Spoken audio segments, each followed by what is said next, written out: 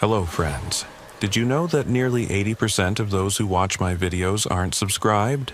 If you enjoy the content, I'd truly appreciate it if you hit that subscribe button. It helps a lot. Also, don't forget to leave a like and share your thoughts in the comments. Your interaction not only supports the channel's growth, but also helps these stories reach more people. Thank you all for being here. By the way, where are you watching from? Let me know in the comments. On a cold November morning in 1994, FBI Special Agent Zephaniah Crankshaw stepped into the federal building in Chicago's Loop District earlier than usual. This 52-year-old veteran agent had encountered countless dark cases during his 26-year career at the FBI, but the file waiting for him on his desk that morning was the kind that would test even his resilience. A red stamp in large letters was printed on the folder's faded manila surface. Urgent, confidential. Inside was a report prepared by the Chicago Police Department. The report contained information about a horrific discovery made during routine maintenance in one of the city's abandoned subway tunnels. While cleaning a section of tunnel that hadn't been used since the 1920s, the workers had encountered an unbearable stench. The smell was so intense that one of the workers had fainted, requiring emergency medical attention. Crankshaw adjusted his reading glasses and buried himself in the report. The construction crew had initially thought it was sewage seeping in or animal carcasses that had entered the tunnel and died. But when they returned with proper lighting and breathing masks, what they saw defied any logical explanation. Behind a partially collapsed brick wall, they had found things resembling human remains. Moreover, this was not just a single corpse. The bones were not scattered randomly, but seemed to have been carefully placed and arranged. The detective who'd written the initial report, a woman named Sophronia Wigglesworth, had included photographs that made Crankshaw's coffee turn sour in his stomach. The bones weren't just scattered. They were organized, almost catalogued. Skulls lined one wall like grotesque trophies. Femurs and tibias were stacked like cordwood. Smaller bones filled what appeared to be old wooden crates stamped with dates from the Prohibition era. Detective Wigglesworth had done her homework. She'd cross-referenced missing persons reports dating back decades, noting that Chicago had an unusually high number of unsolved disappearances compared to other major cities. People who'd vanished without a trace, leaving behind worried families and cold case files that gathered dust in the department's archives. The detective theorized that someone, or more likely, a group of someones, had been using Chicago's vast network of abandoned tunnels as a body disposal site for years, possibly decades. The FBI's involvement had been requested because of the scope and the possibility of interstate crimes. Several of the missing persons had last been seen near the Illinois border, and at least 3 had connections to organized crime families that operated across state lines. But there was something else that had caught the federal government's attention, something that Detective Wigglesworth had only hinted at in her report. Crankshaw picked up his phone and dialed the number scrawled at the bottom of the report. After 3 rings, a gruff voice answered, "Wigglesworth here." "Detective, this is Special Agent Crankshaw with the FBI. I've just finished reading your report about the tunnel discovery." There was a pause on the other end of the line. When Wigglesworth spoke again, her voice was lower, more cautious. "Agent Crankshaw, I was hoping you'd call. There's more to this than what I put in the official report. I suspected as much. Your final paragraph mentioned additional concerns requiring federal oversight. Care to elaborate?" "Not over the phone," Wigglesworth said quickly.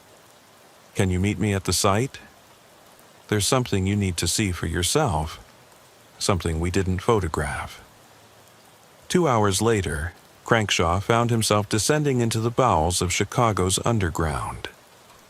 The entrance was innocuous enough. a maintenance door in the basement of an abandoned warehouse on the south side.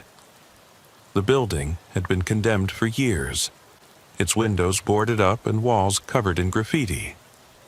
Nobody would think twice about it, which, Crankshaw realized, was probably the point. Detective Wigglesworth was waiting for him at the bottom of a rusted metal staircase. She was younger than her voice had suggested, perhaps 35, with sharp eyes that seemed to take in everything at once. She handed him a flashlight and a dust mask. "The smell's not as bad now that we've had ventilation running for 48 hours, she said, leading him down a narrow corridor. "But you'll still want the mask once we get deeper." They walked in silence for several minutes, their footsteps echoing off the concrete walls. The tunnel system was more extensive than Crankshaw had imagined. Side passages branched off in multiple directions, creating a labyrinth beneath the city streets. Water dripped from unseen pipes, and occasionally Crankshaw could hear the rumble of a subway train somewhere in the distance. "How did the construction workers even find this section?" he asked. "City's been planning to expand the L for years," Wigglesworth replied. "They were doing structural surveys, checking which old tunnels could be repurposed. This whole section was supposed to have been sealed off in 1925, but the wall they found had been modified. Someone had been maintaining access. They turned a corner, and the tunnel opened into a larger chamber. Portable LED lights had been set up, casting harsh shadows on the walls. Yellow crime scene tape crisscrossed the space, and Crankshaw could see evidence markers scattered throughout. But it was the far wall that drew his attention. The bones were exactly as the photographs had depicted, arranged with an unsettling precision that spoke of method and purpose. But now, seeing them in person, Crankshaw noticed details the camera hadn't captured. Some of the skulls showed signs of surgical intervention, clean cuts through bone that suggested medical knowledge rather than crude violence. Dr. Mahitable Uppercrust from the medical examiner's office has been analyzing the remains, Wigglesworth said, following his gaze. She's identified at least 47 distinct individuals so far, but she thinks there could be more. Some of the bones are too degraded to separate properly. 47? Crankshaw felt his throat tighten. The report mentioned 15 to 20. That was our initial estimate. We've found 2 more chambers since then, but that's not what I wanted to show you. Wigglesworth gestured for him to follow her to a corner of the room where a blue tarp covered something on the ground. She knelt down and carefully pulled back the tarp.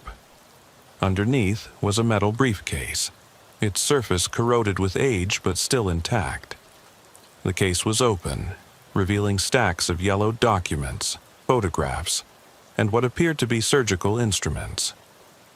"We found this hidden behind a false panel," Wigglesworth explained. "The documents, they're medical records, patient files from hospitals all over Chicago, dating back to the 1940s. But here's the thing.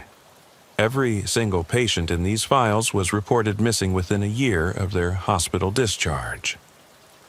Crankshaw picked up one of the files with gloved hands.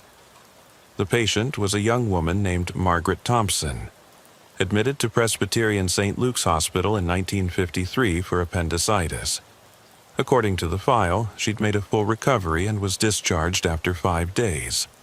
A handwritten note in the margin, in different ink, read, "Suitable candidate. Blood type O negative. No family inquiries expected."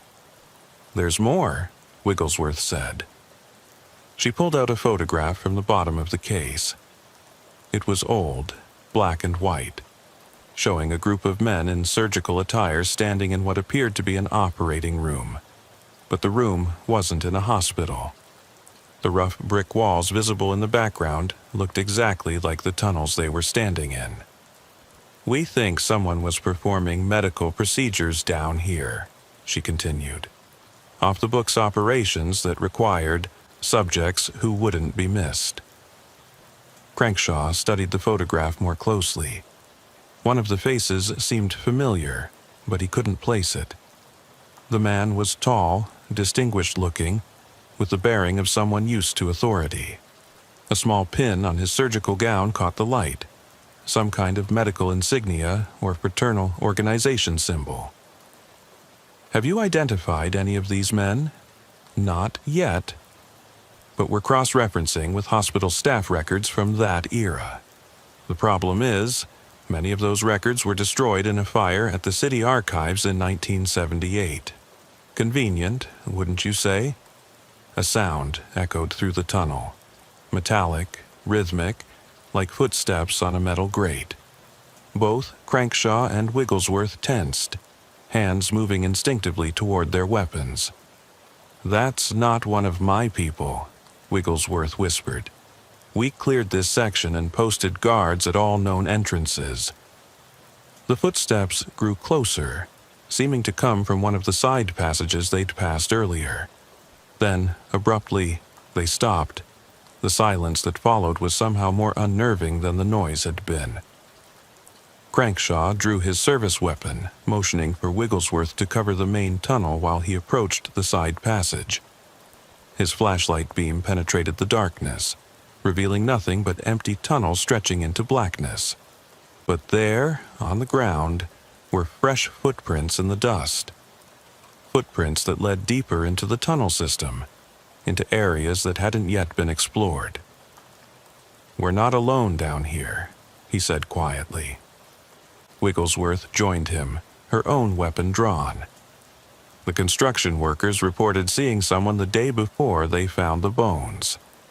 A man in old-fashioned clothing who vanished when they called out to him.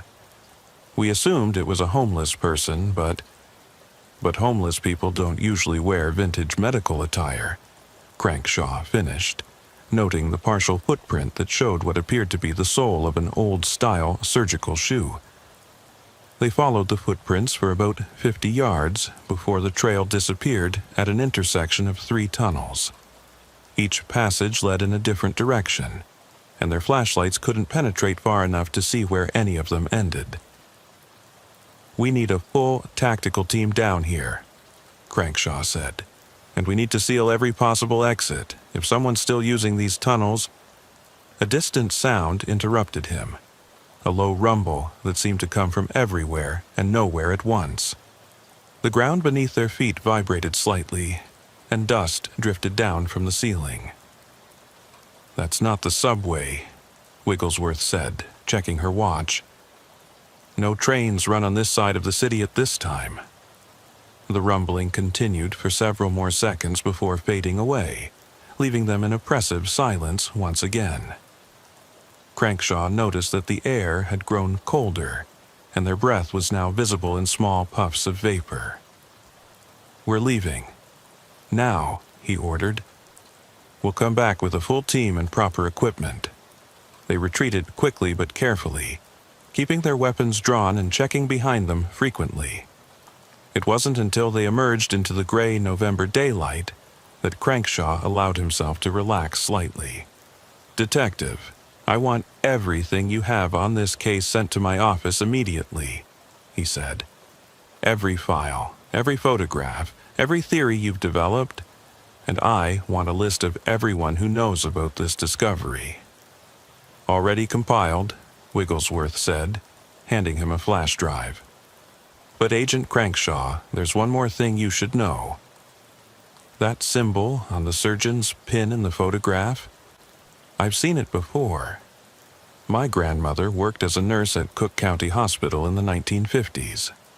She used to tell stories about a group of doctors who called themselves the Hippocratic Brotherhood. They supposedly performed experimental procedures that the hospital board wouldn't approve. Experimental procedures. Transplants, mostly. This was before anti-rejection drugs were developed, before the first successful kidney transplant in 1954. My grandmother said they were obsessed with the idea of extending human life through organ replacement. She also said that patients would sometimes disappear from the hospital, and the administration would claim they'd been transferred or discharged, but no one ever saw the paperwork. Crankshaw felt the pieces of a larger puzzle beginning to form in his mind. Medical experiments, missing persons, a secret organization operating in Chicago's underground, it all pointed to something far more sinister than simple serial killings. "I need you to find your grandmother's records," he said. "Any documentation she might have kept from her time at the hospital. And detective, be careful. If this brotherhood still exists, if they're still active after all these years, they've managed to stay hidden for a reason. They won't hesitate to protect their secrets."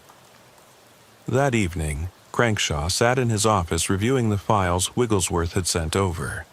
The sheer volume of information was staggering. Missing persons reports, medical records, architectural blueprints of Chicago's underground tunnel system, and dozens of photographs documenting the gruesome discovery. But it was a single name that kept appearing in the margins of various documents that caught his attention. Dr. Mehitable Uppercrust. The medical examiner had been thorough in her initial analysis, but Crankshaw wanted to speak with her directly. He found her still at work in the Cook County Medical Examiner's office, hunched over a metal examination table, where several bones were laid out in anatomical order. Dr. Uppercrust was a woman in her 60s, with silver hair pulled back in a severe bun and eyes that had seen too much death to be shocked by anything anymore. She looked up as Crankshaw entered, pulling off her latex gloves with practiced efficiency. "Agent Crankshaw, I presume? Detective Wigglesworth mentioned you'd taken over the federal investigation." "That's correct, Doctor. I understand you've made some unusual findings regarding these remains." She gestured for him to follow her to a side room where more bones were stored in the labeled boxes. "Unusual doesn't begin to cover it. I've been a medical examiner for 35 years, and I've never seen anything quite like this. Come, let me show you." She pulled out several specimens, handling them with the careful reverence one might show to sacred relics. First, the age range of these victims is remarkably specific, all between 18 and 35 years old, all in relatively good health before death, based on bone density and lack of chronic disease markers. But here's where it gets interesting. She picked up a section of rib cage, pointing to several clean cuts through the bone. These incisions were made with surgical precision. Not the work of a killer trying to dismember a body, but rather someone performing a medical procedure. See how the cuts avoid major blood vessels. This person knew exactly what they were doing. "Could they have been organ harvesting?" Crankshaw asked, though the thought made his skin crawl. "That was my first thought, but it doesn't quite fit. Organ harvesting, even illegal operations, requires speed. These procedures were methodical, almost experimental. Look here." She showed him another bone with unusual markings. These scratches indicate repeated procedures. Someone was practicing, perfecting their technique. A knock at the door interrupted them. A young assistant entered, looking pale and shaken. "Dr. Uppercrust, you need to see this. We found something in one of the skull cavities." They followed the assistant to another examination room where a skull sat under bright surgical lights. Using tweezers, the assistant extracted something small and metallic from inside the cranium. It was a tiny capsule, no bigger than a pill, with numbers etched into its surface. "It's a patient identifier," Dr. Uppercrust breathed. Hospitals used these in the 1940s and 50s for psychiatric patients who might not be able to identify themselves. The numbers would correspond to their medical files. Crankshaw felt his pulse quicken. "Can we trace it?"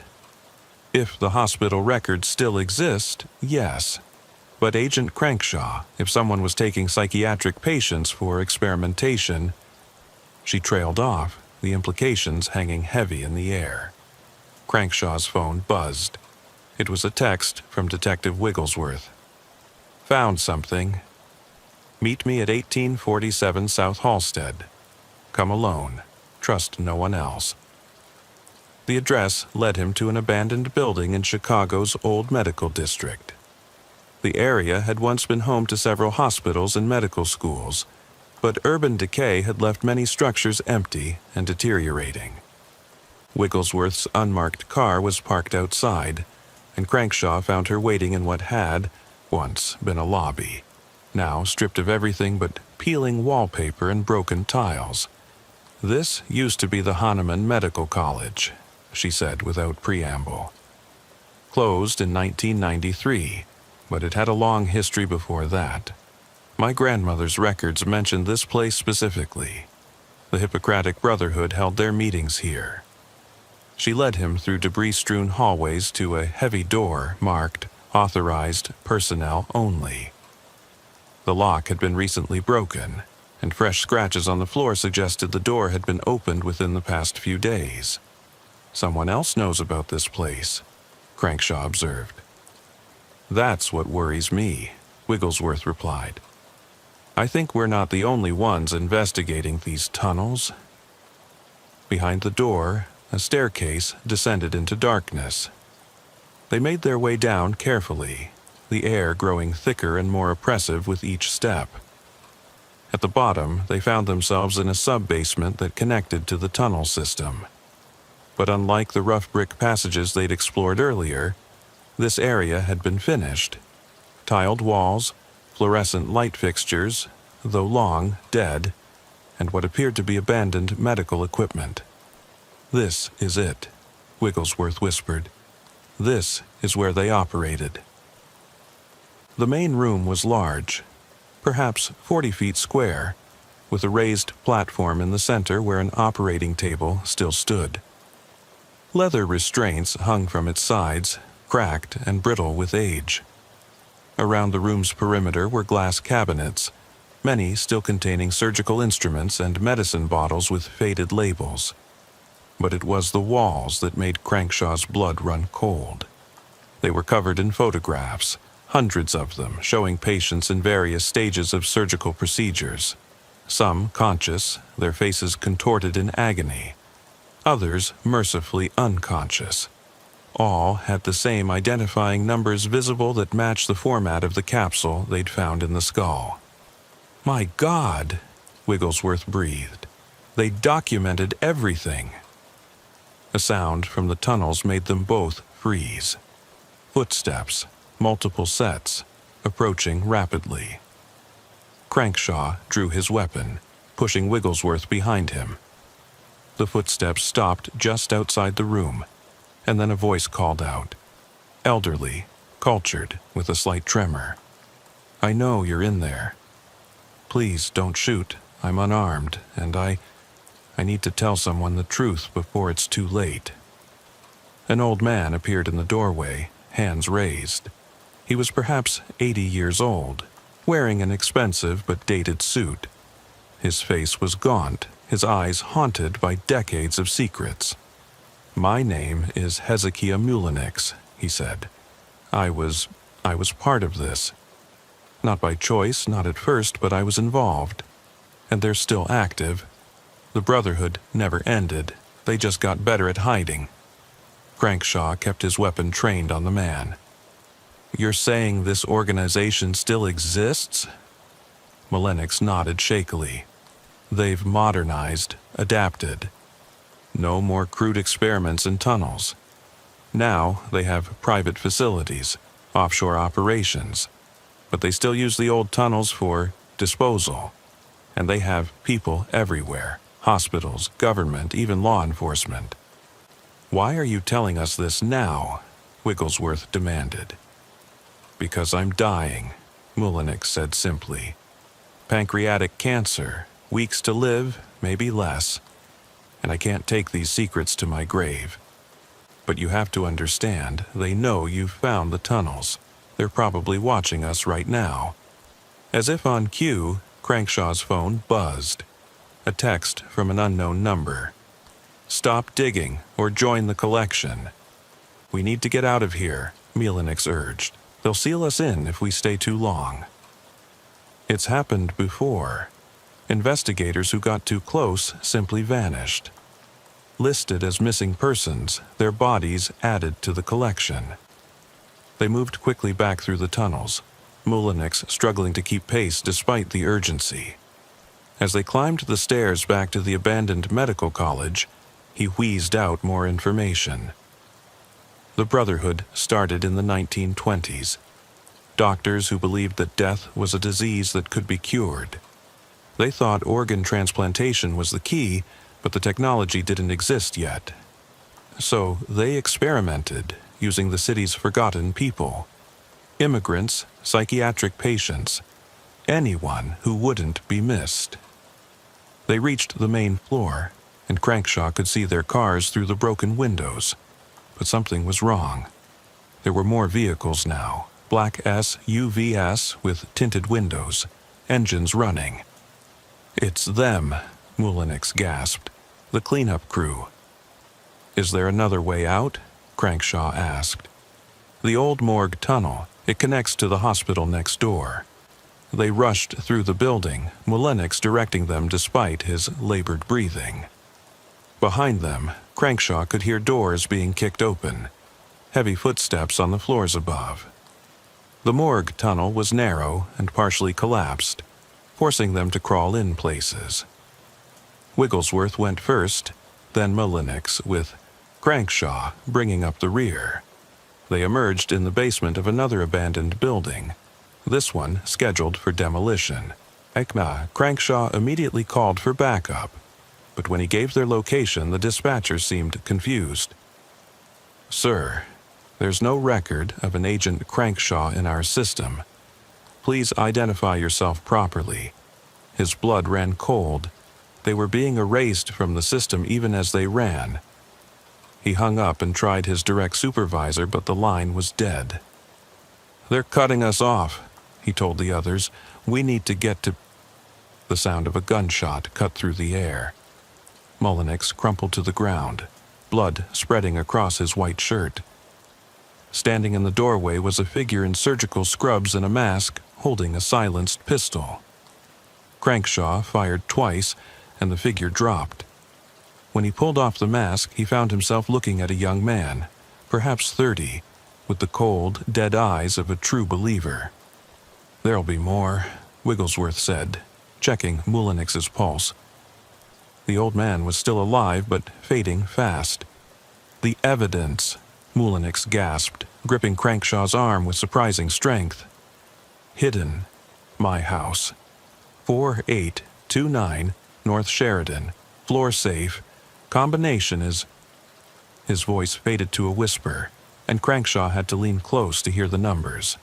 Then Mullenix was gone, his secrets dying with him. But not all of them. "We need to get to that house," Crankshaw said. "Before they do." They commandeered a city maintenance truck parked nearby, hoping it would be less conspicuous than their own vehicles. As they drove through Chicago's streets, Crankshaw noticed things he'd never paid attention to before. Cameras on every corner, unmarked vans at strategic intersections, people in medical scrubs who seemed to be watching rather than walking. The Sheridan address was a brownstone in an upscale neighborhood, the kind of place where old money lived quietly and asked no questions. They entered through the back, Crankshaw picking the lock with skills he'd learned in his younger days with the Bureau. The house was pristine, as if Mullenix had expected to return to it. They found the safe exactly where he'd said it would be, hidden beneath a Persian rug in his study. Inside were documents that made everything else pale in comparison. Financial records showing payments to judges, police commissioners, hospital administrators. Lists of subjects dating back decades, with notations about their medical conditions and eventual fates. And most damning of all, a current membership roster of the Hippocratic Brotherhood, including names Crankshaw recognized, prominent surgeons, medical researchers, even a senator. "This is it," Wigglesworth said. "This is enough to bring them all down." But Crankshaw wasn't so sure. The Brotherhood had survived for nearly a century by being careful, by having contingency plans. Even now, he could feel the weight of their surveillance, the sense that they were being watched and evaluated. "We need copies of everything," he said. "Multiple copies sent to different agencies, different media outlets. Make it impossible for them to suppress." They worked quickly, photographing document, scanning pages, uploading everything to secure cloud servers. But as they worked, Crankshaw noticed something in the membership roster that made his heart skip. There, among the most recent additions, was a name he knew all too well. A name that explained why their investigation was being hampered at every turn. Why the Brotherhood always seemed one step ahead. The name was his own supervisor at the FBI. "We can't trust anyone," he said to Wigglesworth. "Not the Bureau, not the police, no one." She met his eyes, and he saw the same realization dawning on her. They weren't investigating a crime. They were trapped in the middle of an ongoing conspiracy, one that reached to the highest levels of power. Outside, the sound of sirens began to grow closer. But Crankshaw knew they weren't coming to help. The Brotherhood was closing in, ready to add 2 more bodies to their collection in the tunnels beneath Chicago. "There's one more thing," Wigglesworth said, pulling out her phone. "I've been recording everything since we entered the first tunnel. Every conversation, every discovery. If something happens to us, at least there'll be a record." She hit send on an email, transmitting the recordings to a journalist she trusted, someone outside Chicago who might be able to tell their story if they couldn't. The sirens were right outside now. Crankshaw could see the flashing lights through the windows, hear the sound of car doors slamming, footsteps on the front porch. "Back door," he said. But when they reached it, more officers were already there, weapons drawn. They were trapped. The officers at the back door weren't wearing standard Chicago PD uniforms. Crankshaw noticed it immediately. The badges were slightly wrong, the equipment too new, too specialized. These weren't real cops. They were Brotherhood operatives dressed for the part. "Detective Wigglesworth," he whispered. "When I give the signal, hit the floor." She gave an almost imperceptible nod. Crankshaw's hand moved to his service weapon, but he didn't draw it. Not yet. Instead, he raised his hand slowly, appearing to surrender. "We're federal agents," he called out. "Agent Crankshaw and Detective Wigglesworth. We're coming out." The moment they stepped through the doorway, Crankshaw spotted what he was looking for: a gas meter on the side of the house. In one fluid motion, he drew his weapon and fired 3 shots. The first 2 shattered the meter's housing. The third created the spark. The explosion wasn't massive, but it was enough. The fake officers dove for cover as natural gas erupted in a controlled blast, windows shattering, car alarms screaming to life throughout the neighborhood. In the chaos, Crankshaw and Wigglesworth ran. They sprinted through backyards, vaulted fences, and cut through alleys. Behind them, shouts and footsteps, but the explosion had bought them precious seconds. Real police sirens were approaching now. Neighbors had called 911, and the actual Chicago PD was responding to what they thought was a gas leak explosion. They emerged onto a busy street 3 blocks away, blending into the crowd of curious onlookers heading toward the commotion. Crankshaw spotted a taxi and flagged it down. "Union Station," he told the driver. "Quickly." As the taxi pulled away, Wigglesworth was already on her phone, but not making calls. She was uploading everything: photos, recordings, documents, to multiple cloud services, news outlets, and federal databases outside Chicago's jurisdiction. "If they want to bury this, they'll have to bury half the internet," she muttered. But Crankshaw wasn't listening. He was thinking about the membership list, about his supervisor, about how deep this went. The Brotherhood had survived for a century, by infiltrating the very systems meant to stop them. They were the watchers and the watched, the hunters and the hunted. At Union Station, they didn't board a train.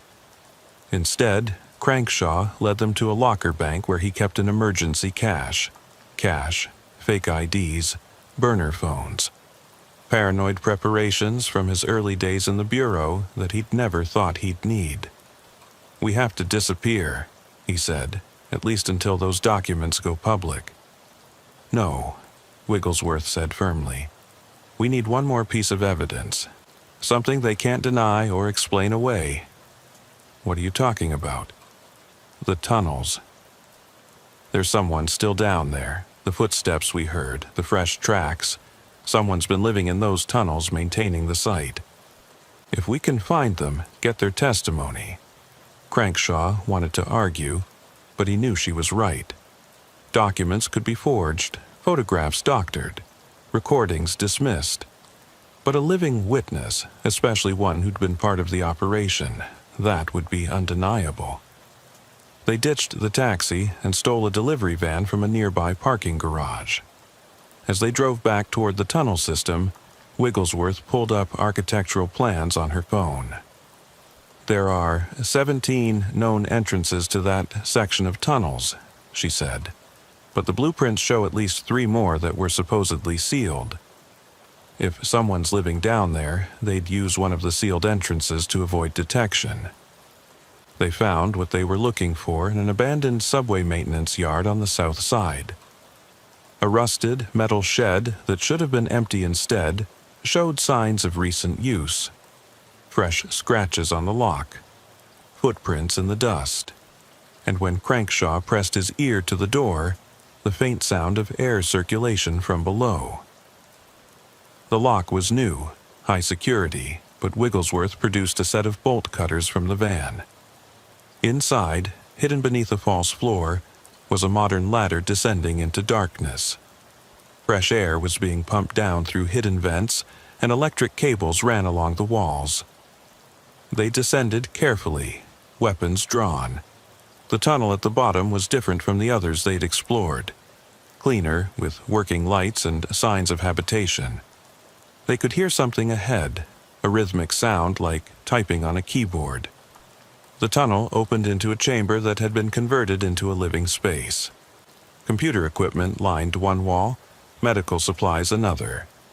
And seated at a desk, apparently unsurprised by their arrival, was a man in his 70s wearing a worn lab coat. "I've been expecting you," he said without turning around. "Though I thought you'd arrive sooner." "Who are you?" Crankshaw demanded, weapon trained on the man's back. The man turned slowly, and Wigglesworth gasped. It was a face from the old photographs, aged but unmistakable. One of the surgeons from the Hippocratic Brotherhood's historical records. "Dr. Ebenezer Thistlethwaite," the man said, "though I haven't used that name in 40 years. These days, I'm just the keeper." "The keeper of what?" "The records. The truth, the evidence that even the Brotherhood doesn't know exists." He gestured to the computers. "Every procedure, every victim, every member for the past century. I've documented it all." "You were part of it," Wigglesworth accused. "You participated in those experiments." "I was young and foolish," Thistlethwaite admitted. "I believed we were advancing medical science, saving lives. It wasn't until I saw what we really were, murderers hiding behind medical degrees, that I tried to leave. But you don't leave the Brotherhood, not alive. So you faked your death? In a way. I volunteered to become the keeper, to maintain the disposal sites and records. They thought I was still loyal, just broken by the work. They never suspected I was documenting everything, building a case that could destroy them." "Why didn't you go to the authorities?" Crankshaw asked. Thistlethwaite laughed bitterly. "The authorities? Agent Crankshaw, the Brotherhood is the authorities. Judges, police commissioners, FBI directors. They've all been members or been paid off. I needed to wait for the right moment, the right people. He stood up, moving to a wall safe Crankshaw hadn't noticed. Inside were hard drives, each labeled with dates spanning decades. "Everything's here," Thistlethwaite said. Video recordings of procedures, audio of planning sessions, financial records showing the full scope of their operation. Not just Chicago, they've spread to every major city in America. Then why haven't you released it? Because they have a fail-safe. If the Brotherhood's existence is ever truly threatened, they'll activate Protocol 7, which is a biological weapon, something they developed in the 1960s and have been refining ever since. It's dispersed through the water supply of every major city where they operate. The antidote is distributed monthly to members and essential personnel. If Protocol 7 is activated, millions will die within days, and only the Brotherhood will survive to rebuild. Crankshaw felt the weight of this revelation settle on him like a physical force. They weren't just fighting a conspiracy, they were facing potential genocide. "There has to be a way to stop them," Wigglesworth said. "There is," Thistlethwaite said, "but it requires getting to their central facility. It's hidden beneath the old Chicago stockyards. That's where they keep the Protocol 7 samples and the antidote production facility. Destroy that, and you destroy their leverage.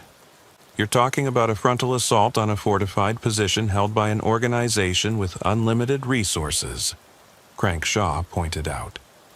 "No," Thistlethwaite corrected. "I'm talking about infiltration. There's a gathering tomorrow night. An emergency meeting called because of your investigation. Every senior member will be there. Security will be focused on keeping people out, not watching those already inside." He pulled out a case containing medical supplies and surgical gear. "I can get you in, but you'll have to look the part. And once inside, you'll have one chance to upload their entire database to every major news outlet and law enforcement agency simultaneously, while destroying the Protocol 7 storage." "That's suicide," Wigglesworth said. "Perhaps. But what's the alternative? Let them continue for another century? How many more bodies in those tunnels? How many more experiments? How many more families destroyed?" Crankshaw looked at the evidence surrounding them, thought about the bones in the tunnels, the photographs of victims, the systematic evil that had been operating under Chicago's streets for generations. "What do we need to do?" Thistlethwaite began explaining the layout of the facility, the security protocols, the identification systems. As he spoke, Crankshaw realized they were planning what might be their last operation. But Wigglesworth was already preparing, checking weapons, studying the facility plans. "There's one more thing," Thistlethwaite said. "The current leader of the Brotherhood, the Grand Physician they call him, he's someone you know, Agent Crankshaw. My supervisor, no, higher, much higher. Someone who's been protecting the Brotherhood from federal investigation for 20 years. He showed them a photograph from a recent Brotherhood gathering. In the center, wearing ceremonial medical robes, was the deputy director of the FBI himself. He's been directing investigations away from the Brotherhood, ensuring that any agent who got too close was either recruited or eliminated," Thistlethwaite explained. "Your supervisor was just middle management. This goes all the way to the top." The weight of their situation became even clearer. They weren't just cut off from support, they were actively being hunted by their own agencies. But that also meant exposing the Brotherhood would bring down some of the most powerful people in the country. "The gathering is tomorrow at midnight," Thistlethwaite said. "We'll enter through the old cattle tunnels. Once inside, we'll have approximately 30 minutes before the ceremony begins. That's our window." They spent the rest of the night preparing. Thistlethwaite taught them the Brotherhood's recognition signals, passwords, and protocols. He showed them how to wear the surgical gowns properly, how to move with the confident authority of someone who belonged. As dawn approached, exhaustion was setting in, but adrenaline kept them sharp. They reviewed the plan one more time: enter through the tunnels, access the mainframe, upload everything while Wigglesworth planted charges in the Protocol 7 storage area. "What about you?" Crankshaw asked Thistlethwaite. "I'll ensure you get out." "I've lived in these shadows for 40 years. It's time I stepped into the light, even if it burns me." They moved the equipment to a staging area closer to the stockyards. The abandoned meatpacking district was a maze of empty buildings and rusted machinery, perfect cover for their approach. But as they set up their base, Crankshaw noticed something troubling: fresh tire tracks in the dust, cigarette butts that weren't completely weathered. "We're not alone," he warned. Thistlethwaite checked his monitors, devices he'd hidden throughout the tunnels over the years. "Movement in Sectors 7 and 12, they're sweeping the tunnels." "They know we're coming?" "No, this is standard protocol when there's a gathering." They clear the tunnels of homeless urban explorers, anyone who might stumble onto something. "Then we wait," Wigglesworth said. "Let them finish their sweep." They spent the day in tense silence, taking turns keeping watch. Crankshaw used the time to review everything they'd learned, every piece of evidence. The Brotherhood had started as a group of idealistic doctors trying to push the boundaries of medical science, but somewhere along the way they'd lost their humanity. They'd become the very disease they'd sought to cure. As evening fell, Thistlethwaite made final preparations. He gave them each a small device, no bigger than a button. "Emergency beacon," he explained. "One press sends our location and a distress signal to every news organization in the country. It won't save us, but it'll ensure they can't cover this up." At 11 p.m., they entered the tunnels. Thistlethwaite led them through passages Crankshaw hadn't seen before, some so narrow they had to crawl, others that opened into vast chambers that echoed with their footsteps. The closer they got to the stockyards, the more modern the tunnels became. Concrete instead of brick, LED lights instead of darkness. They could hear the gathering before they saw it. Voices echoing through the tunnels, footsteps on metal stairs. Thistlethwaite led them to a maintenance alcove where surgical gowns and masks were stored. "Remember," he whispered, "confidence is key. You belong here. You've always belonged here." They emerged into a corridor filled with figures in identical surgical attire. Crankshaw's heart pounded, but he forced himself to walk calmly, purposefully. Several people nodded to them in passing, accepting their presence without question. The main chamber was massive, a repurposed cold storage facility from the stockyard's operational days. Hundreds of Brotherhood members were gathering, their surgical masks making them anonymous, identical. At the far end, a raised platform held what looked like an operating theater, complete with lights and equipment.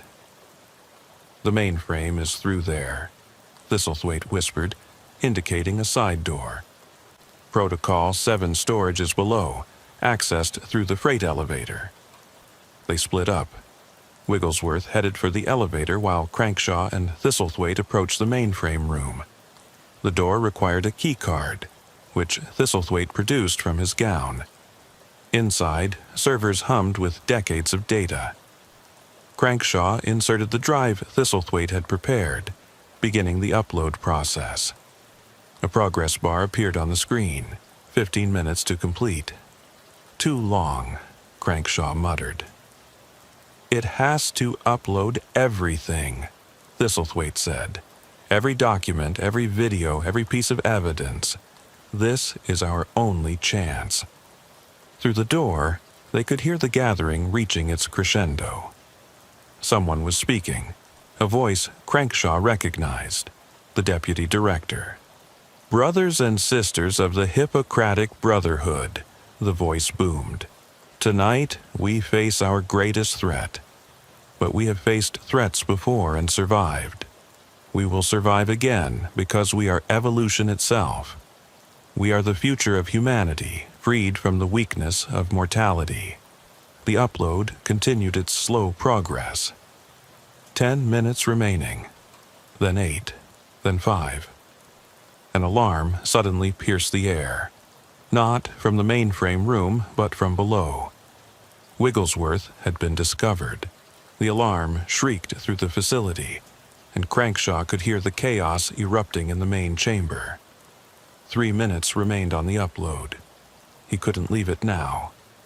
"Go help her," Thistlethwaite said, already barricading the door. "I'll ensure this finishes." "They'll kill you." "I've been dead for 40 years, Agent. Go."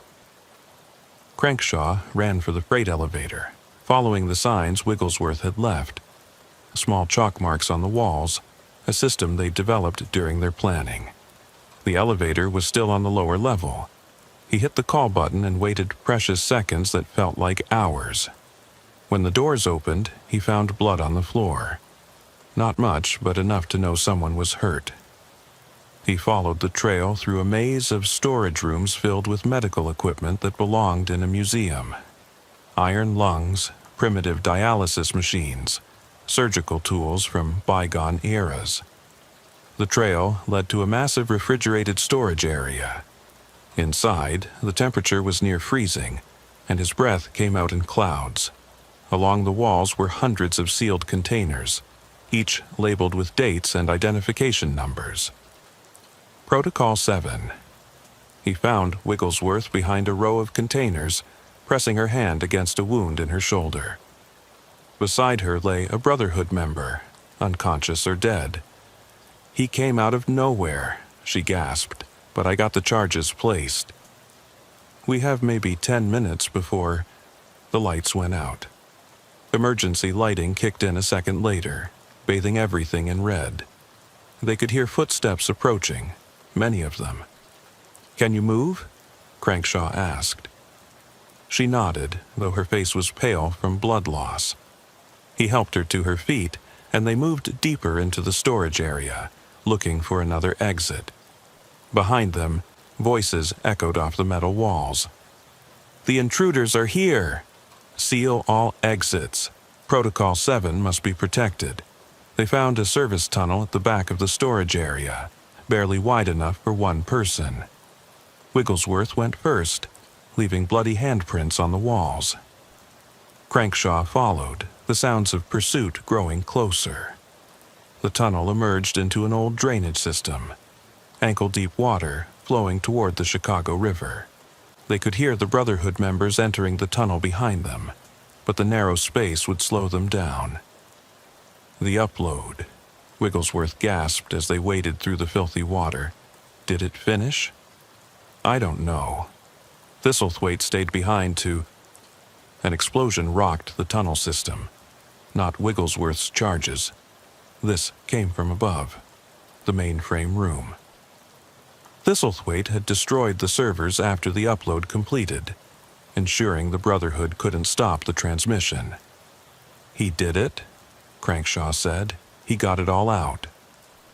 They emerged from a drainage grate near the Chicago River, just as more explosions erupted behind them.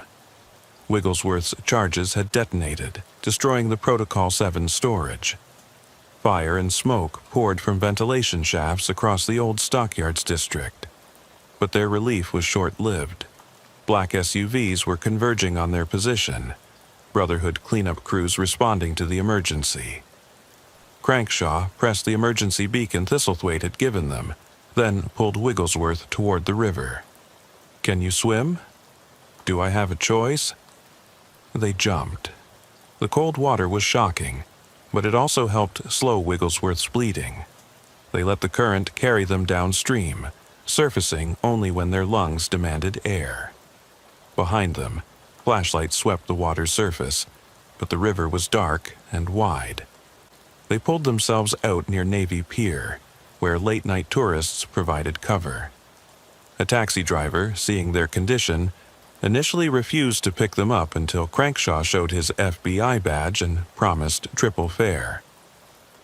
"Northwestern Memorial Hospital," he said. "Federal emergency." But when they arrived, Crankshaw didn't take Wigglesworth to the emergency room. Instead, he called a doctor he knew, someone he'd helped years ago with a witness protection situation. Dr. Sarah Chen met them at a side entrance, asked no questions, and treated Wigglesworth's wound in a closed wing of the hospital. While Wigglesworth recovered, Crankshaw watched the news on his phone. The uploads had worked. Every major news outlet was running the story. Secret medical conspiracy discovered in Chicago. The footage, documents, and evidence were spreading faster than anyone could suppress them. By morning, federal agents, real ones from outside Chicago, were swarming the city.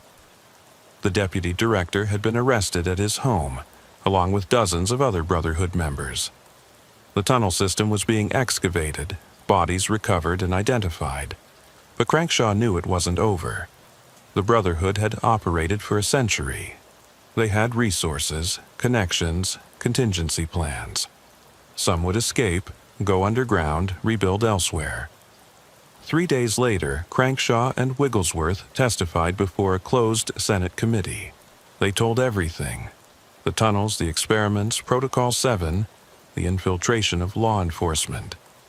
The senators listened in horrified silence. "How many victims?" one finally asked. "At least 400 that we can confirm," Wigglesworth answered. "Possibly thousands more over the century of their operation." "And the surviving members?" "Scattered," Crankshaw said. "We've arrested over 200, but we estimate at least 50 senior members escaped. They could be anywhere, under new identities." The investigation continued for months. Mass graves were found in tunnel systems in 6 other cities. The medical establishment was shaken to its core, as respected doctors were revealed as Brotherhood members. Families finally learned what happened to missing relatives. But for Crankshaw and Wigglesworth, there was no celebration. They'd seen too much, knew too much.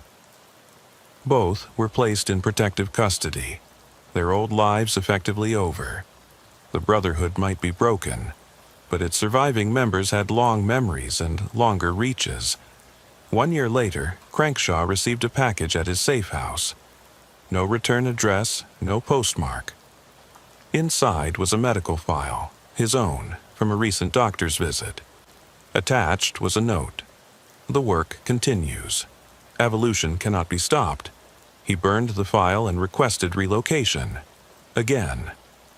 Meanwhile, in the abandoned tunnels beneath Chicago, urban explorers occasionally reported strange findings: fresh footprints in the dust, medical equipment that shouldn't be there, the sound of footsteps echoing from passages that were supposed to be sealed. The city filled in many of the tunnels, but Chicago's underground was vast, its secrets deep. And sometimes people still disappeared without a trace, their faces eventually joining the thousands of missing persons photos that accumulated in police stations across the city. The official report concluded that the Hippocratic Brotherhood had been dismantled, its leadership imprisoned or dead, its resources seized. But Crankshaw knew better. Organizations like the Brotherhood didn't simply die. They evolved, adapted, survived. Late at night, in his new home under his new name, he would think about Thistlethwaite's sacrifice, about the bones in the tunnels, about the faces in those photographs. He'd dedicated his life to justice, but some evils ran too deep to ever fully extract. The last entry in his personal journal, found years later after he died of natural causes, read, "They're still out there. Still watching, still collecting. God help whoever finds them next." Detective Sophronia Wigglesworth continued her career in law enforcement, though never in Chicago. She specialized in missing persons cases, driven by the memories of those tunnels. She solved dozens of cases over her career, reunited families, brought closure to the grieving. But she never forgot the brotherhood. Every missing persons case, she wondered. Every unexplained disappearance, she investigated deeper. Because she knew what others didn't, that monsters wore human faces and operated in daylight, that evil could organize and incorporate, that the deepest darkness often hid behind the brightest credentials. Dr. Mehitable Uppercrust continued her work as a medical examiner, but the Chicago discovery changed her. She developed new protocols for identifying victims, new methods for detecting surgical modifications to bones. Her techniques became standard practice nationwide, a lasting legacy of the horror she'd witnessed. She testified at every trial, faced every Brotherhood member brought to justice. Some showed remorse. Most didn't. They still believed they were pioneers, visionaries held back by primitive morality. Even facing life in prison, they spoke of their work with pride. The trials revealed the full scope of the Brotherhood's influence. Judges who'd dismissed cases, police commissioners who'd buried investigations, hospital administrators who'd falsified records. The corruption was systemic, generational, embedded in Chicago's very foundations. The city tried to move forward, to heal. Memorials were erected for the victims. New oversight committees were established. The tunnel systems were mapped and monitored. But trust, once broken, was hard to rebuild.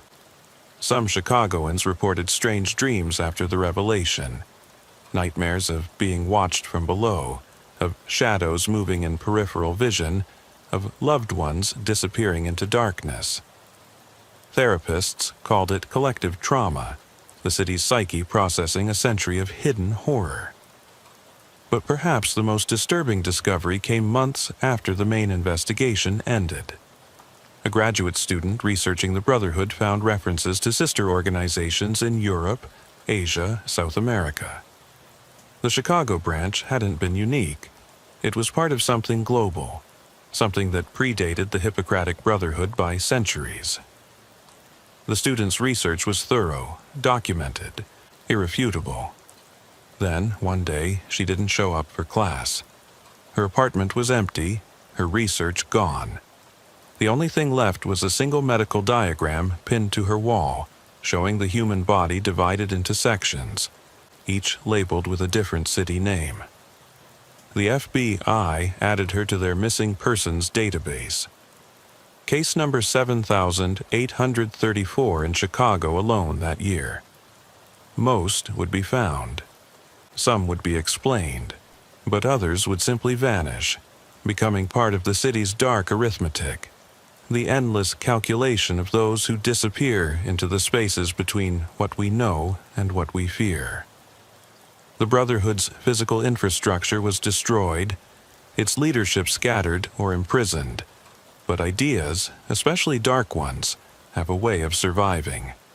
In medical schools, young doctors still whispered about pushing boundaries. In hidden forums, discussions of life extension and human enhancement continued. The work, as the note had said, continued. Hezekiah Mulinix's testimony from beyond the grave became crucial evidence. His recorded confessions, retrieved from his home, revealed decades of atrocities. But they also revealed something else. That he genuinely believed, at least at first, that they were saving humanity. That delusion, that ability to justify horror in the name of progress, was perhaps the most terrifying aspect of all. The final official report ran to 3,000 pages. It documented everything: the victims, the procedures, the cover-ups, the financial networks that funded it all. But buried in an appendix, almost as an afterthought, was a single paragraph that kept Crankshaw awake at night. It noted that several key Brotherhood members had never been identified, known only by code names in the recovered documents: the architect, the harvester, the curator. These individuals, presumably senior leadership, had no records, No photographs, no trace of existence outside the Brotherhood itself.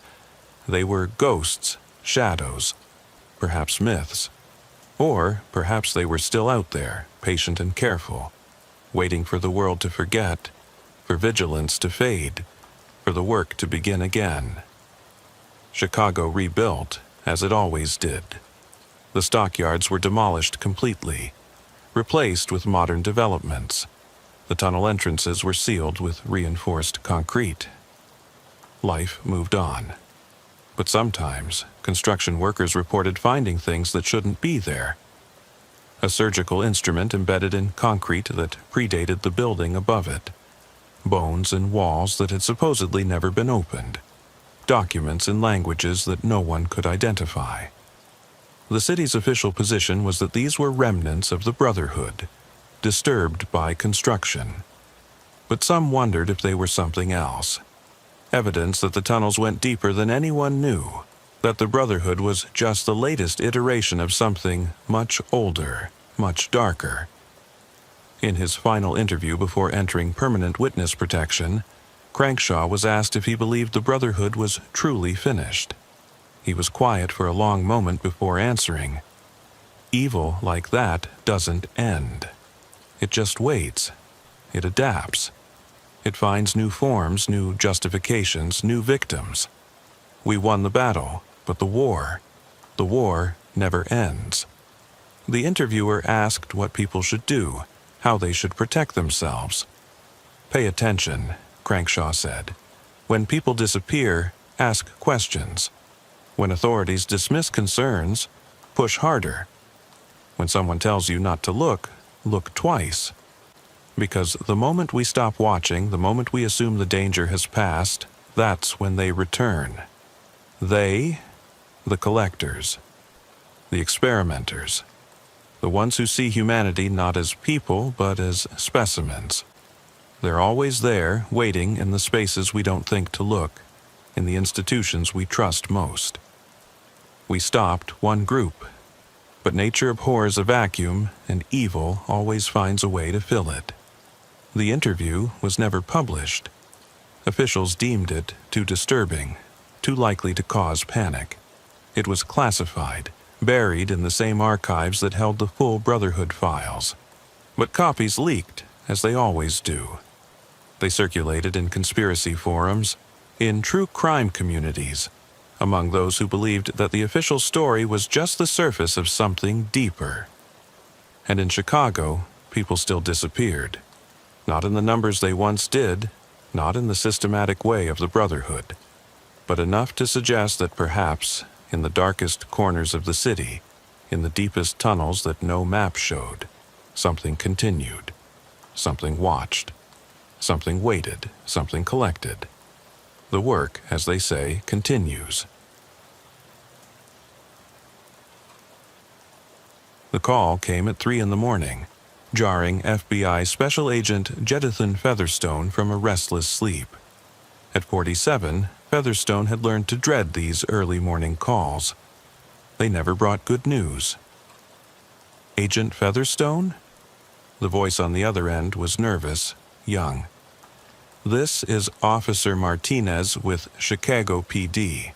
We have a situation at the old Manteno State Hospital. We need federal involvement immediately. Manteno State Hospital. The name sent a chill down Featherstone's spine. The psychiatric facility had been closed since 1985, abandoned for nearly a decade. Local teenagers sometimes broke in on dares. Urban explorers documented its decay, but CPD wouldn't call the FBI for simple trespassing. "What kind of situation?" Featherstone asked, already getting dressed. "We found people, sir. Living people, in the basement. They claimed they've been here since before the hospital closed." An hour later, Featherstone stood outside the hulking remains of Manteno State Hospital, 30 miles south of Chicago. The building loomed against the pre-dawn darkness, its broken windows like dead eyes. Police cars surrounded the entrance, their lights casting eerie shadows on the crumbling facade. Officer Martinez met him at the entrance, a young cop, maybe 25, visibly shaken. "There in the old treatment wing, sir." "Fair warning, it's bad." Featherstone followed him through debris-strewn hallways, past rusted gurneys and scattered medical files. The air was thick with mold and decay, but underneath was something else, the unmistakable scent of human habitation. They descended stairs that shouldn't have existed, according to the building's official blueprints. The basement level was supposed to be storage and mechanical rooms, but someone had converted it into something else entirely. The walls were lined with makeshift cells, each barely large enough for a person to lie down. "We've found 12 so far," Martinez said. "All alive, but they're not well." Featherstone peered into the first cell. A woman sat in the corner, rocking back and forth, mumbling to herself. She looked to be in her 60s, her hair gray and matted, wearing what appeared to be a hospital gown from decades past. "Ma'am," Featherstone said gently, "I'm with the FBI. You're safe now." The woman looked up, her eyes focusing with difficulty. When she spoke, her voice was hoarse from disuse. "The tests. Are the tests over? Did I pass?" "What tests?" Featherstone asked, but the woman had already retreated back into her mumbling. The next cell held an elderly man who claimed his name was Thomas. "They said it was for science," he whispered. "Said we were helping humanity, but the things they did, the things they made us take." "Who?" Featherstone pressed. "Who did this?" "The doctors. Dr. Shufflebottom and his team. They said the hospital was closing, but we were too valuable to release. The research had to continue." Eliezer Shufflebottom. Featherstone made a note of the name, though it sounded almost too unusual to be real. By dawn, they'd evacuated all 12 people to local hospitals under federal protection. Each told variations of the same story. They'd been patients at Manteno, selected for special treatment programs. When the hospital closed, they weren't released. Instead, they were moved to the hidden basement level, and the experiments continued. Back at his office, Featherstone began researching Dr. Eliezer Shufflebottom. The man had indeed worked at Manteno State Hospital, heading the experimental psychiatry department from 1975 until the closure. His published papers read like something from a horror novel. Studies on extreme behavioral modification, chemical manipulation of memory, induced dissociative states. But according to official records, Shufflebottom had died in 1986, just a year after the hospital closed. A car accident on a rural road, body burned beyond recognition. Convenient. Featherstone's phone rang. It was Dr. Patricia Huang from Northwestern Memorial, where the survivors had been taken. "Agent Featherstone, you need to see this. We've run tests on your survivors. Their blood work, it's unprecedented. They have chemical compounds in their systems that shouldn't exist. Synthetic hormones that aren't in any medical database." "What kind of experiments were they subjected to?" "Based on the scarring and tissue damage, I'd say repeated surgeries, injections, possibly organ manipulation. Some show signs of surgical modifications to their brains, precise lesions that would affect memory and behavior." "Agent Featherstone, this wasn't psychiatric treatment. This was systematic human experimentation." Featherstone assembled a task force immediately.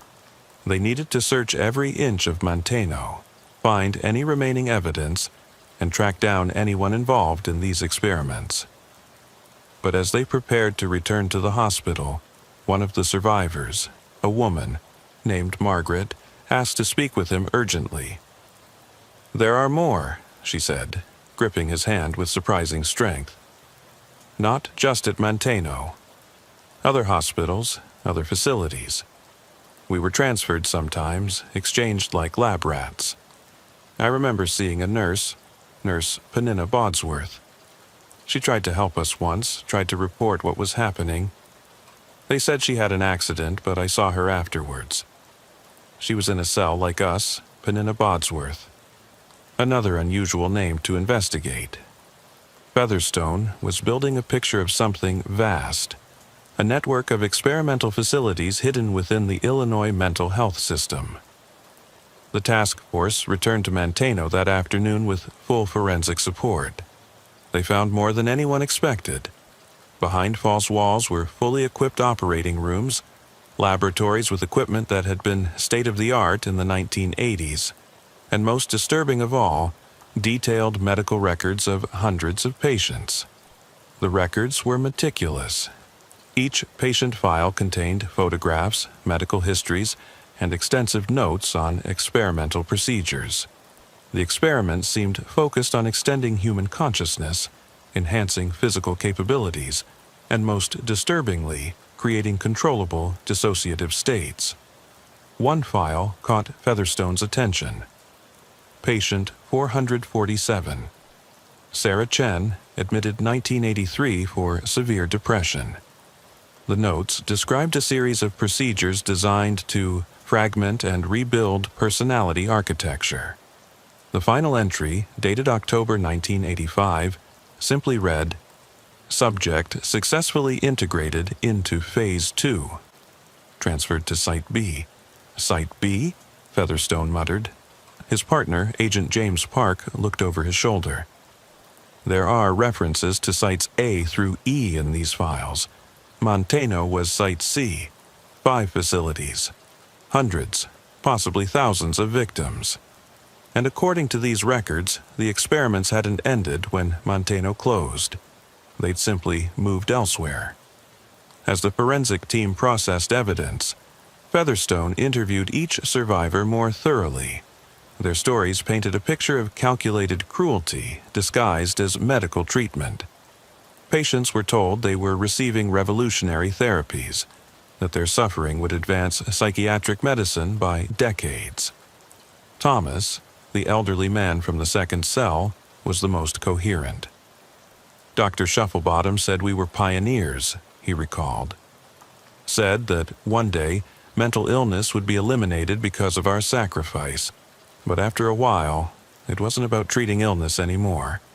They were trying to change what it meant to be human. What do you mean? Thomas rolled up his sleeve, revealing a series of surgical scars. They installed things, devices. Said they were monitoring our brain chemistry, but sometimes I could feel them doing more. Controlling things. Making me see things that weren't there or forget things that were. Featherstone documented everything, but he knew they were racing against time. Whoever had been running these experiments had kept 12 people imprisoned for nearly a decade without detection. They had resources, connections, and clearly a complete lack of moral boundaries. That evening, Featherstone received a call from an unknown number. "Agent Featherstone," a cultured voice said. "I understand you've been visiting Manteno. I'd encourage you to be very careful. Some doors once opened cannot be closed again. Who is this?" "Someone who knows the truth about Sites A through E. Someone who participated in the early stages before realizing what we were becoming. If you want answers, real answers, meet me at the Graceland Cemetery tomorrow at midnight. Come alone or don't come at all."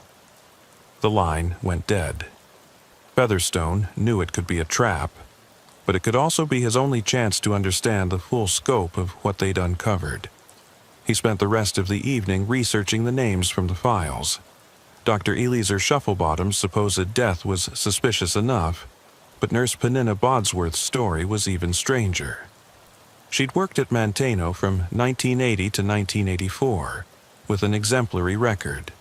Then, according to official documents, she'd suffered a mental breakdown, been admitted as a patient, and died by suicide within a month.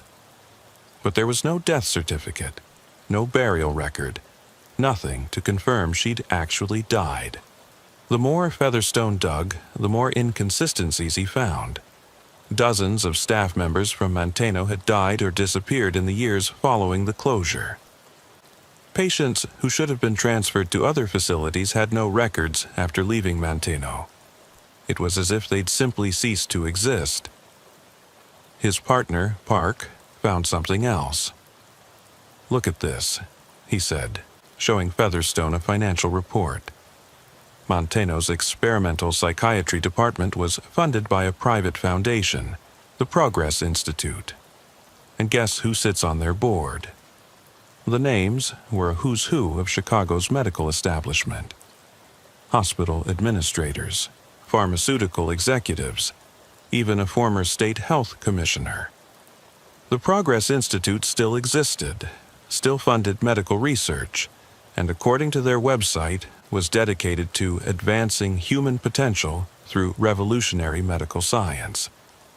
"We need warrants," Featherstone said, "for the Progress Institute, for every board member's records, for—" His phone rang.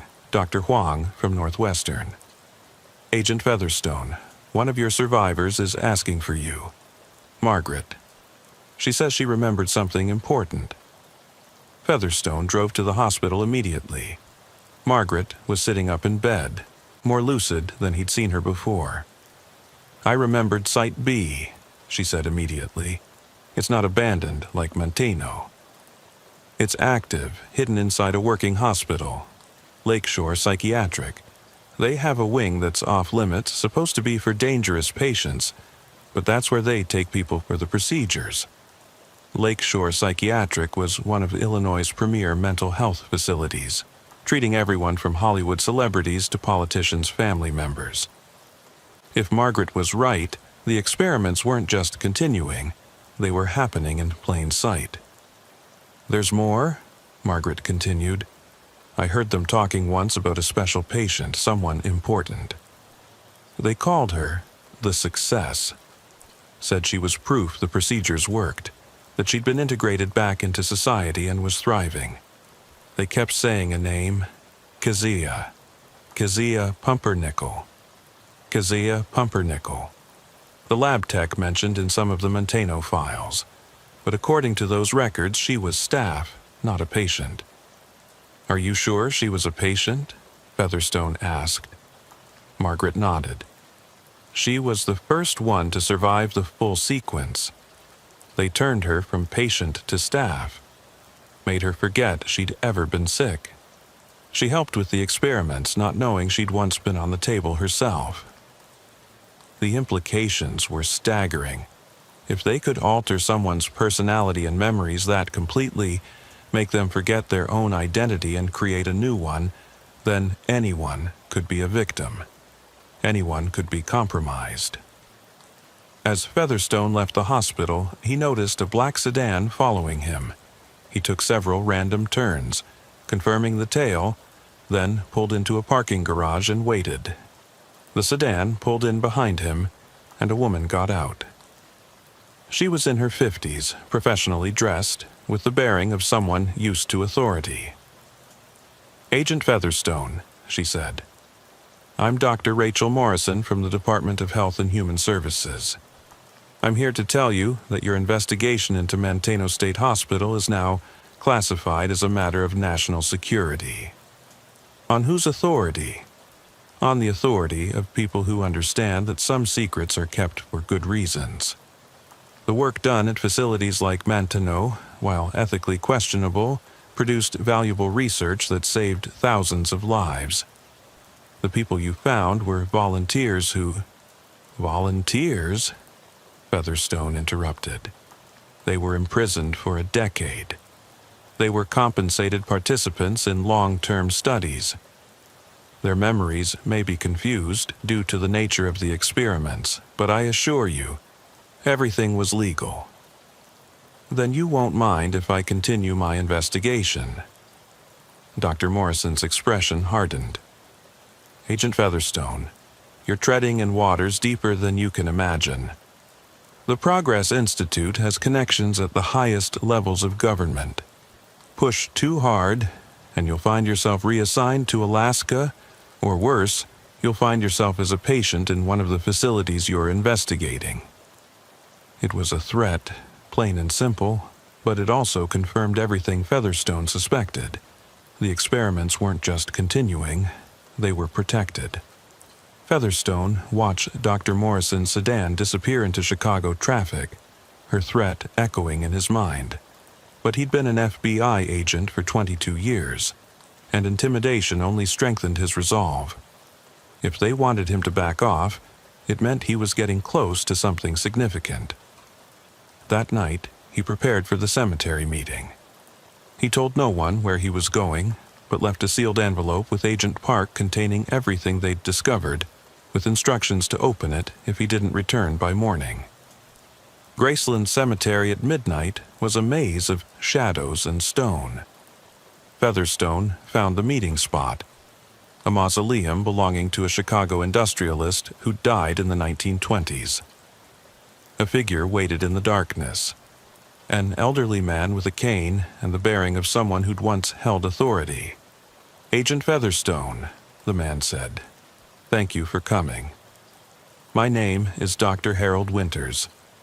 I was chief of psychiatry at Manteno from 1970 to 1980, before Shufflebottom took over the experimental division." "You knew about the experiments?" "I tried to stop them," Winters said bitterly.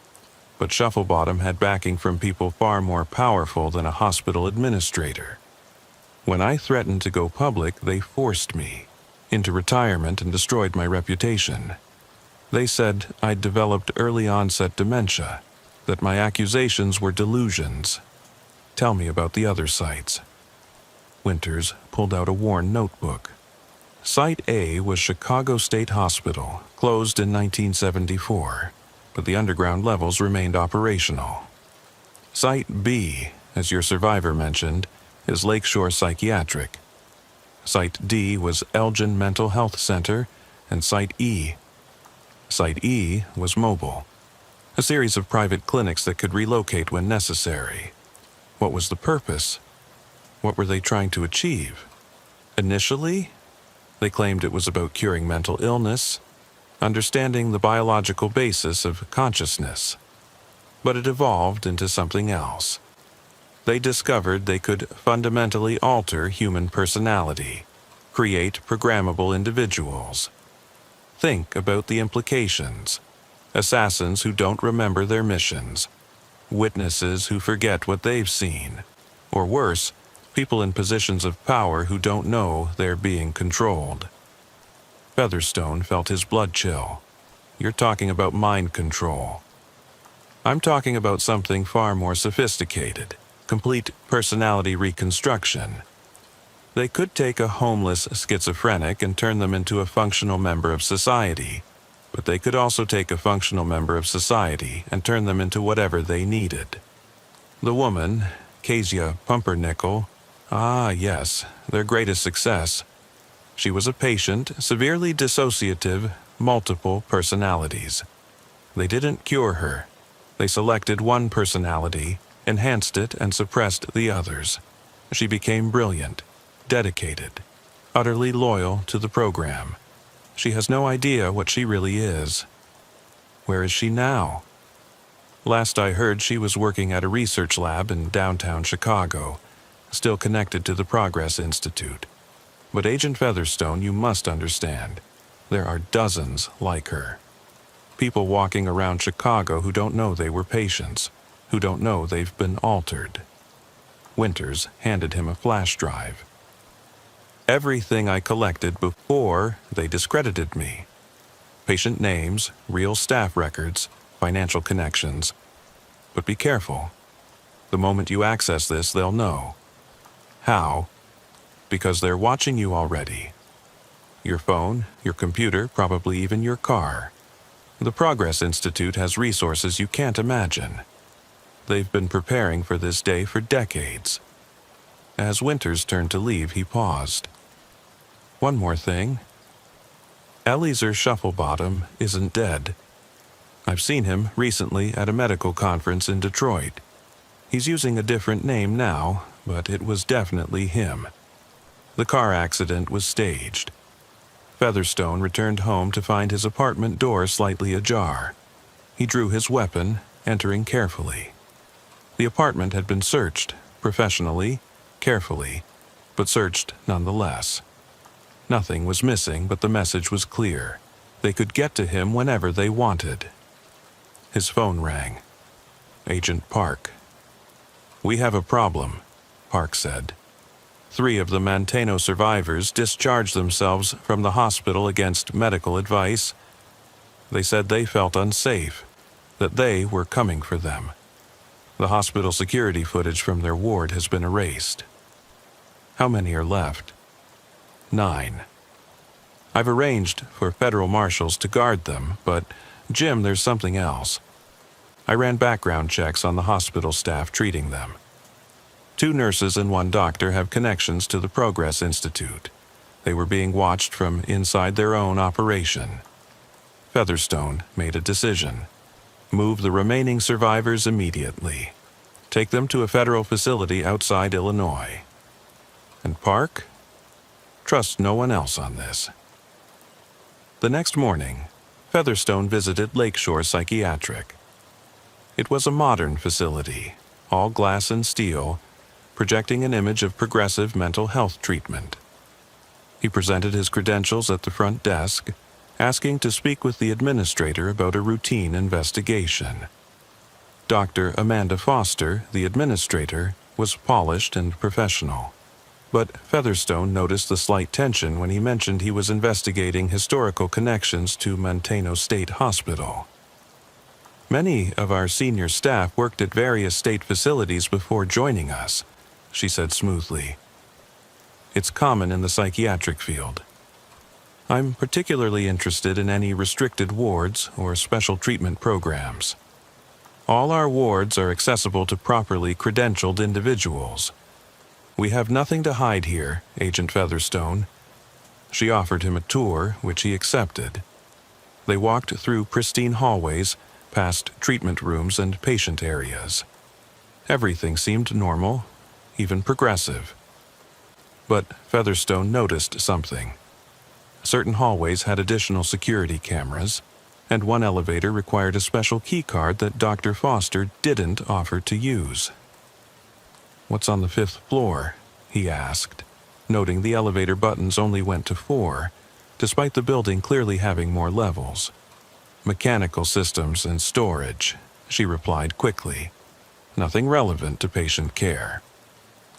After leaving Lakeshore, Featherstone sat in his car reviewing Winter's flash drive on a secure laptop. The information was damning. Financial transfers, patient files, correspondence between Progress Institute board members discussing Phase 3 implementation. One email particularly caught his attention, dated just 6 months ago. "The Manteno subjects have exceeded survival projections.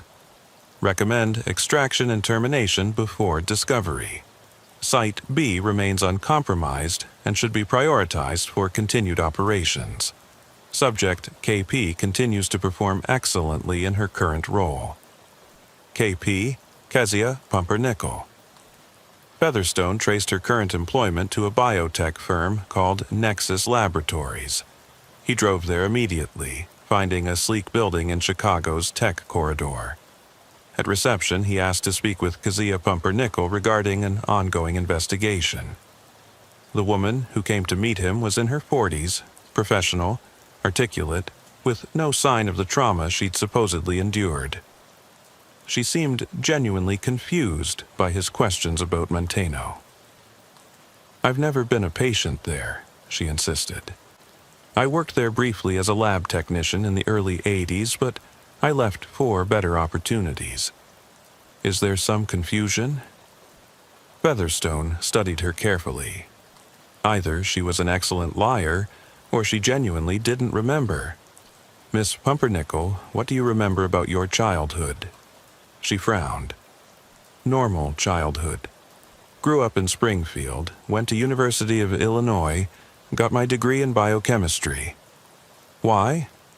But when Featherstone pressed for specific memories, childhood friends, addresses, teachers' names, she became vague, almost confused. It was as if her past before Manteno was a carefully constructed story she'd been told rather than lived.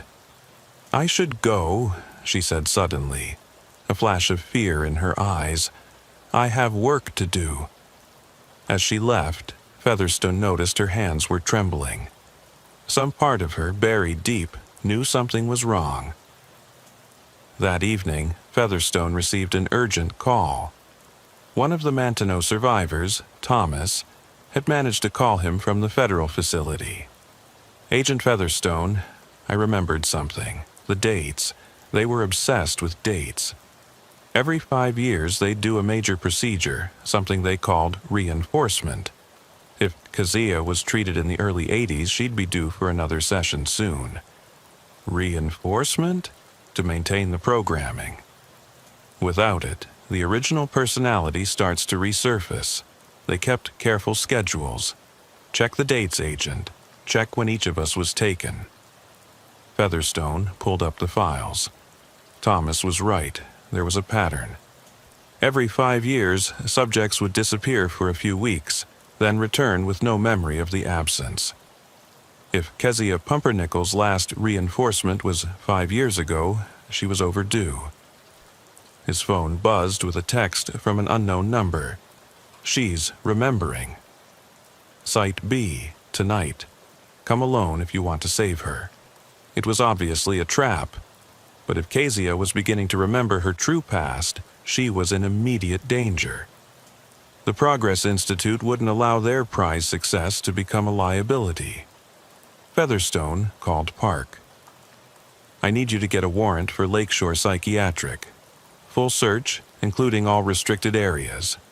Have a full tactical team ready, but don't move until I give the signal. Jim, what are you planning?" "I'm going to Site B. If I don't contact you by 3 a.m., raid the place."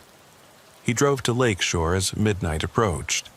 The public parking lot was nearly empty, but he noticed several unmarked vans in the staff area. Using lockpicks, he entered through a service door, avoiding the main security cameras. The building was different at night. The pristine medical facility took on a sinister quality in the darkness. Featherstone made his way to the restricted elevator, using a keycard he'd lifted from Dr. Foster's office during the tour. The 5th floor was nothing like the rest of the hospital. The modern facade gave way to older construction, equipment from the 1980s, and the unmistakable smell of fear and antiseptic. He could hear voices ahead, multiple people in conversation. Following the sound, he found himself outside an observation window looking into an operating theater.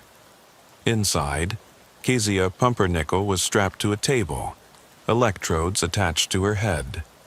Standing over her was a man matching the description of Eliezer Shufflebottom, though older, more gaunt. "The degradation is more severe than expected," Shufflebottom was saying to his assistants. "Her original personality is fighting through. We may need to perform a complete reset. That could kill her," one assistant objected, "or leave her catatonic. Better that than having her remember. She knows too much about the early procedures. If she testifies." Featherstone had heard enough. He burst through the door, weapon drawn. "FBI! Everyone step away from the patient." The room erupted in chaos. Shufflebottom grabbed a scalpel, holding it to Kezia's throat. "One more step and she dies." "It's over, Shufflebottom. We have all the evidence from Manteno. We know about all 5 sites. Your Progress Institute is finished." Shufflebottom laughed, a sound devoid of sanity. "You understand nothing. We were creating the next evolution of humanity, people free from the constraints of fixed personality, programmable, perfectible. You were torturing innocent people.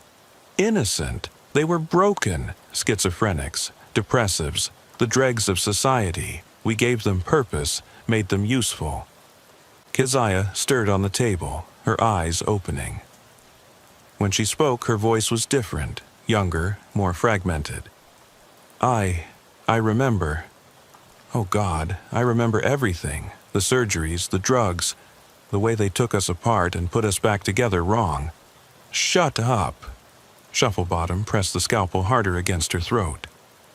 Doctor, please, another voice said from the doorway. Nurse Penina Bodsworth entered, alive despite the reports of her death. Enough. Too many have suffered. You... Shufflebottom turned to her in rage. You were supposed to be in Site D. I escaped years ago, she said. I've been hiding, documenting everything, waiting for someone like Agent Featherstone to finally listen. It's over, Doctor. Let her go. For a moment, Shufflebottom wavered. Then, with a snarl of defeat, he dropped the scalpel and stepped back. Featherstone immediately restrained him while calling for backup. Within minutes, the tactical team swarmed the building.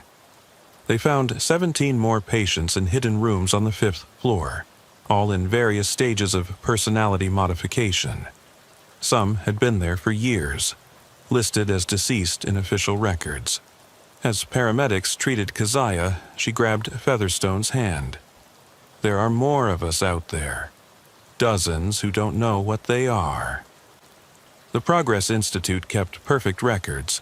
They're in a safe in Dr. Foster's office, behind the painting of Lake Michigan. The safe was exactly where she said it would be. Inside were files on 43 individuals who'd been successfully integrated into society after personality reconstruction. They included a state senator, 2 judges, a police commissioner, and several prominent business people. The scandal that erupted made national news. The Progress Institute's board members were arrested, their assets frozen, their medical licenses revoked. Lakeshore Psychiatric was shut down pending investigation, and similar investigations were launched at medical facilities across Illinois. But for Featherstone, the hardest part was telling the 43 successes the truth about themselves. Some refused to believe it. Others broke down completely, their carefully constructed personalities fragmenting. A few, like Keziah, chose to undergo therapy to try to recover their original selves, though the doctors warned that complete recovery might be impossible. Dr. Eliezer Shufflebottom was charged with multiple counts of kidnapping, torture, and human experimentation. During his trial, he showed no remorse, insisting that history would vindicate his vision of controllable human consciousness. He was sentenced to life in federal prison, where he continued to write rambling manifestos about the future of human evolution. The weeks following Shufflebottom's arrest were a whirlwind of investigations, testimonies, and revelations. Agent Featherstone found himself at the center of the largest medical conspiracy case in FBI history. But the deeper they dug, the more disturbing the truth became. Nurse Penina Bodsworth had become their most valuable witness. Hidden for years under an assumed identity, she'd maintained detailed records of everything she'd witnessed at Manteno and the other sites. She met with Featherstone in a secure federal facility, her hands shaking as she handed over boxes of evidence. I was young when I started at Manteno, she explained. I believed we were helping people. But then I saw what they were really doing in the restricted wards. Patients who went in for depression came out as completely different people. Some didn't even recognize their own families. Why didn't you report it immediately? I tried. I went to the state medical board in 1983. The next day, I was forcibly admitted to Manteno as a patient. They said I was having a psychotic break, that I was a danger to myself. They kept me for 6 months, trying to break me like they broke the others. How did you escape? Another nurse, someone who still had a conscience, helped me.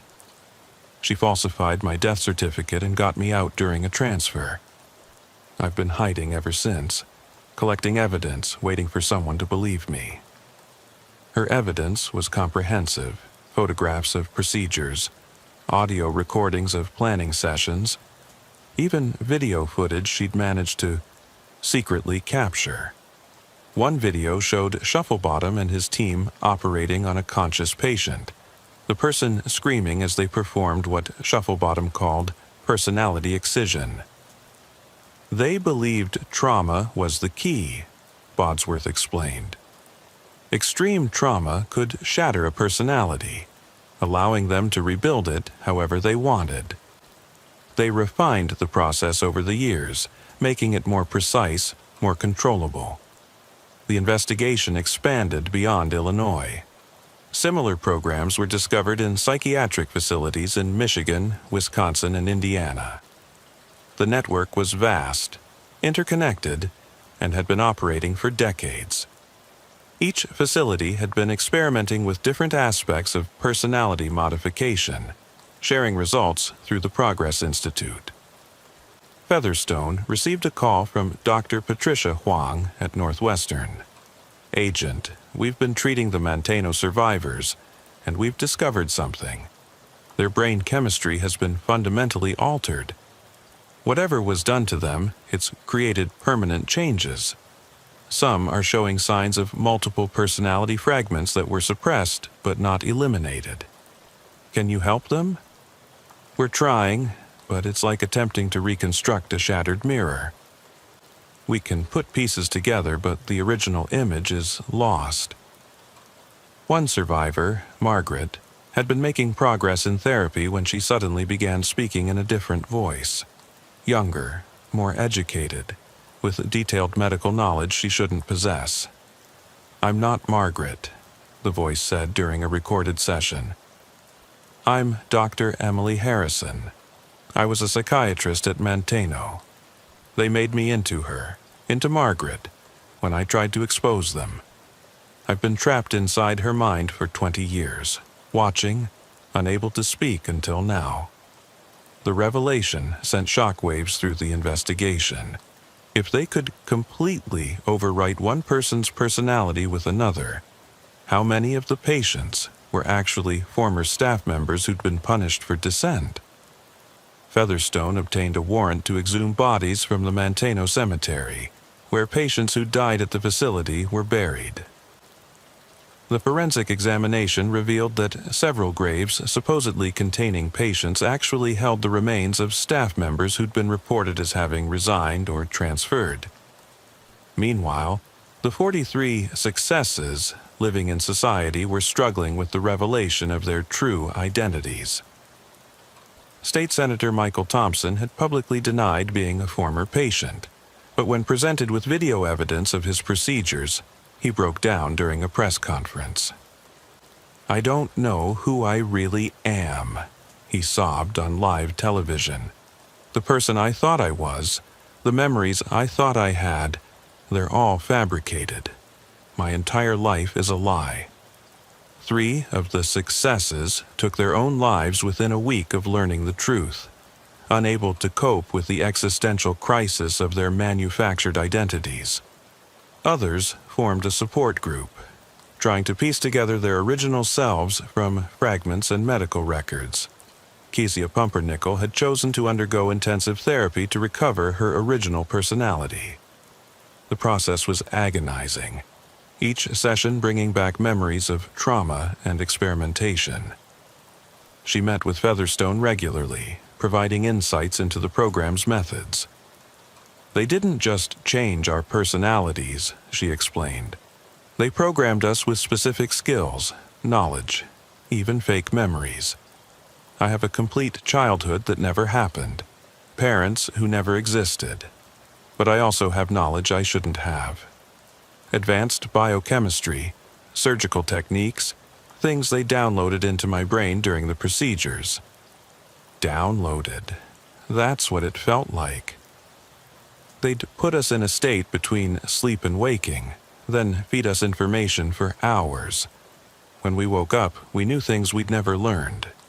They were creating custom-built humans for specific purposes. The implications were terrifying. If the Progress Institute could create people with predetermined skills and personalities, what had they used this technology for? Espionage? Assassination? Corporate infiltration? The answer came from an unexpected source. Dr. Amanda Foster, the Lakeshore administrator, agreed to cooperate in exchange for a reduced sentence. She revealed that the successes had been strategically placed in positions of influence throughout Illinois. It was about control, she explained, having our people in key positions: politics, law enforcement, judiciary, media. They didn't know they were ours, which made them perfect. They genuinely believed in what they were doing, even as they unconsciously served our agenda.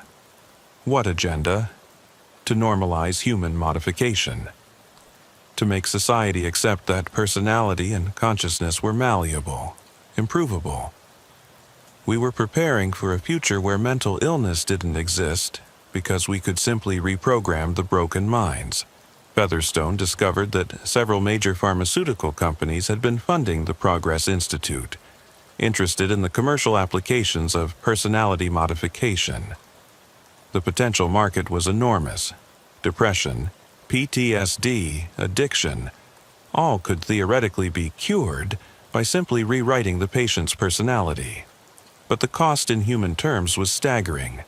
For every success, there were dozens of failures.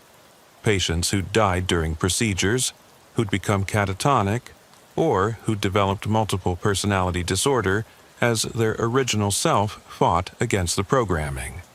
Site D at Elgin Mental Health Center yielded the most disturbing discovery. In a sub-basement, investigators found what Shufflebottom had called the archive.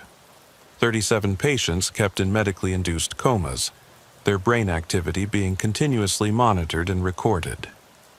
"They're mapping consciousness," explained a neuroscientist brought in to examine the setup, recording every neural pathway, every thought pattern, essentially creating a digital copy of these people's minds. For what purpose? If you have a complete map of someone's consciousness, you could theoretically recreate it, transfer it, or modify it at will. They were trying to digitize human personality.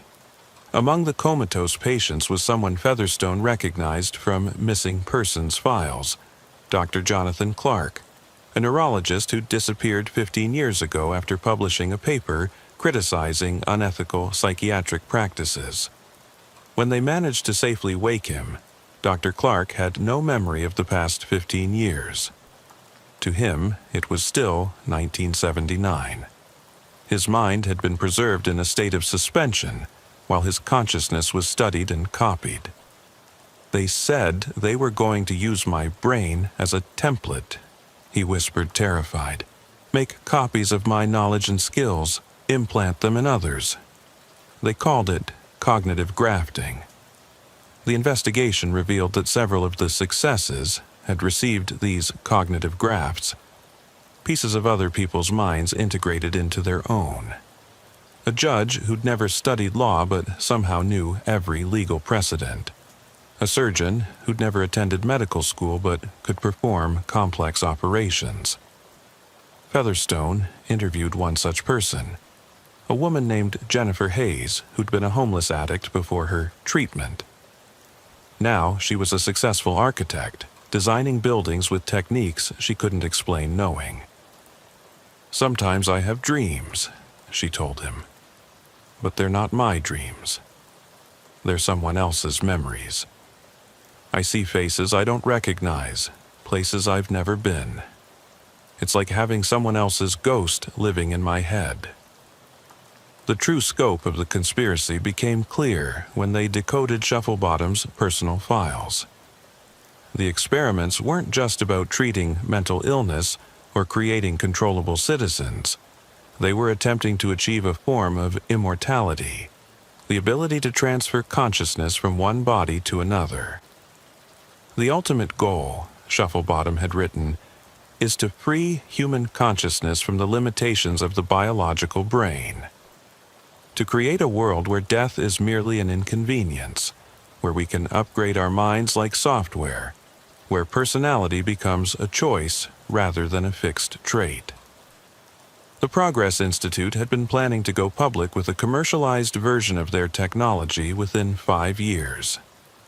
They had marketing plans, investor presentations, even a list of celebrities who'd agreed to be early adopters.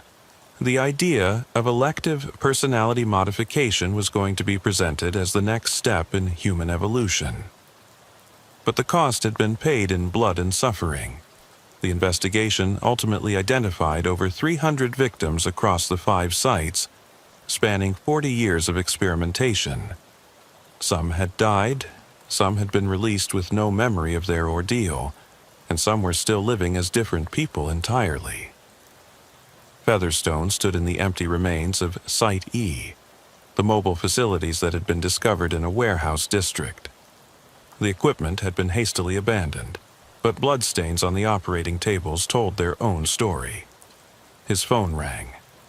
It was Agent Park. "Jim, we've got a problem. 3 board members of the Progress Institute have disappeared. Their homes are empty, their accounts drained, and we've received intelligence that similar facilities to Sites A through E have been discovered in California, Texas, and Florida." "It's not over," Featherstone realized. "We've only found one cell of something much larger." Park continued, "There's more. The DoD has classified portions of our investigation. Apparently, some of the personality modification techniques were developed using military funding. They're claiming national security." Featherstone felt the weight of this revelation. If the military had been involved, if the government had known, then the conspiracy went deeper than anyone imagined. That evening, he visited Keziah, Pumpernickel, one last time. She'd made a decision about her treatment. "I'm stopping the recovery therapy," she announced. "Why?" "Because I don't know if the person I'm recovering is any more real than the person I am now. Maybe she was also modified earlier, before the memories I'm recovering. How far back do I go? How do I know when I've found the real me?" She had a point. If personality modification had been happening for 40 years, how many people had been changed without knowing it? How many families had been living with strangers wearing familiar faces? "What will you do?" Featherstone asked. "Live with who I am now. Try to build something real from here forward. The past is broken beyond repair, but maybe the future doesn't have to be." As Featherstone left, she handed him a flash drive. "I remembered something else. There's a list of future subjects, people they were planning to take. Politicians, activists, journalists, anyone who might oppose them. You need to warn them." The list contained over 200 names, including several prominent figures in Chicago. Each had a detailed psychological profile and a planned intervention date. Featherstone spent the next weeks warning those on the list, though many didn't believe him until he showed them the evidence. Some went into protective custody. Others hired private security. A few disappeared entirely, afraid of being taken. The trials of the Progress Institute members would continue for years. Shufflebottom was found dead in his cell 6 months into his sentence, supposedly suicide, though no one who knew him believed he was capable of killing himself. His death took many secrets with him. Nurse Penina Bodsworth entered witness protection after testifying. She'd done her duty, she said, but she'd never feel safe again. The knowledge of what humans were capable of doing to each other had broken something in her that could never be repaired. The Manteno survivors were offered lifelong medical care and compensation, though no amount of money could restore their stolen years and identities. Some managed to build new lives. Others remained institutionalized, their minds too fragmented to function in society. The facilities were all closed, their equipment destroyed, their records sealed. But rumors persisted of other sites, other programs, other victims yet to be discovered. Occasionally, someone would report a loved one acting strangely, having memories that didn't match reality, skills they'd never learned. 6 months after the initial raids, Agent Jeduthan Featherstone thought the worst was behind them. The Progress Institute was disbanded, its members imprisoned or fled, and the victims were receiving care. But a phone call at 2 a.m. changed everything. Agent Featherstone? The voice was familiar but strained. It was Keziah Pumpernickel. They're back.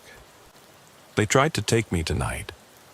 Featherstone was at her apartment within 20 minutes. The door had been forced, furniture overturned, and there were signs of a struggle. Keziah sat in the corner, holding a kitchen knife, her hands still shaking. 3 men, she said. They had medical equipment, syringes. They said it was time for my maintenance. They knew things about the procedures, things that weren't in any of the trial documents. Did you recognize any of them? One voice was familiar.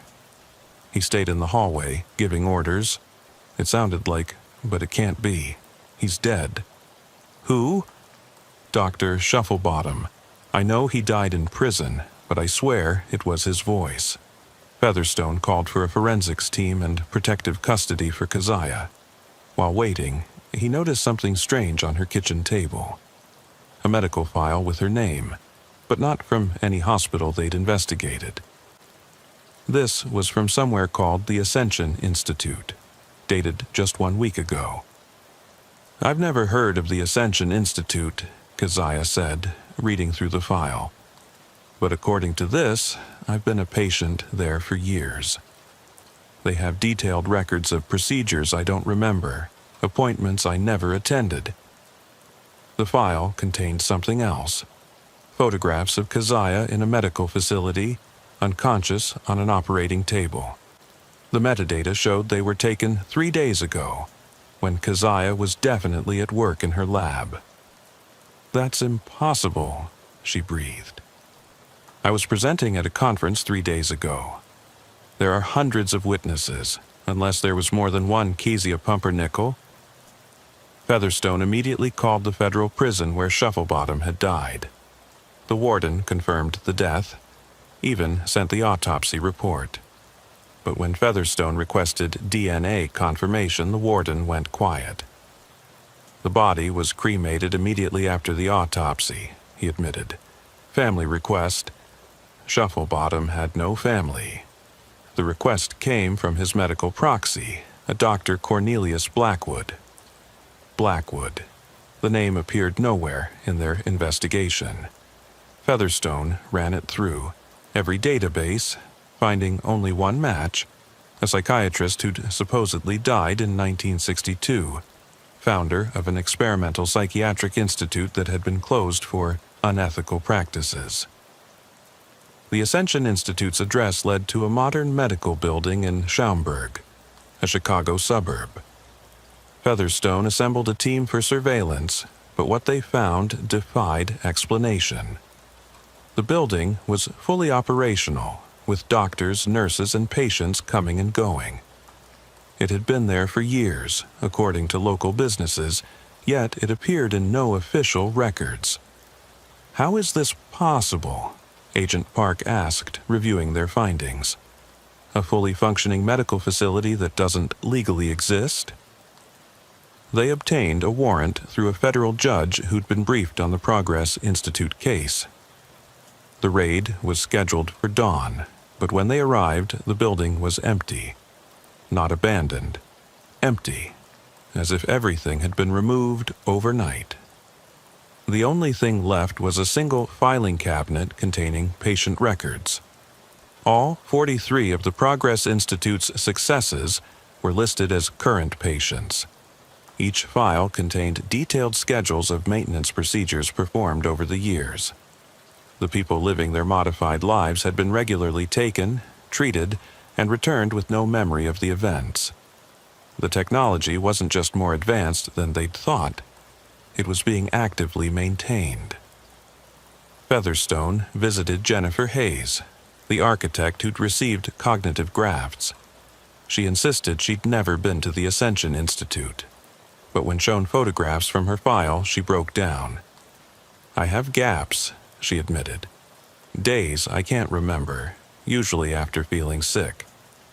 I always assumed it was stress, but, oh God, they've been taking me, doing things to me.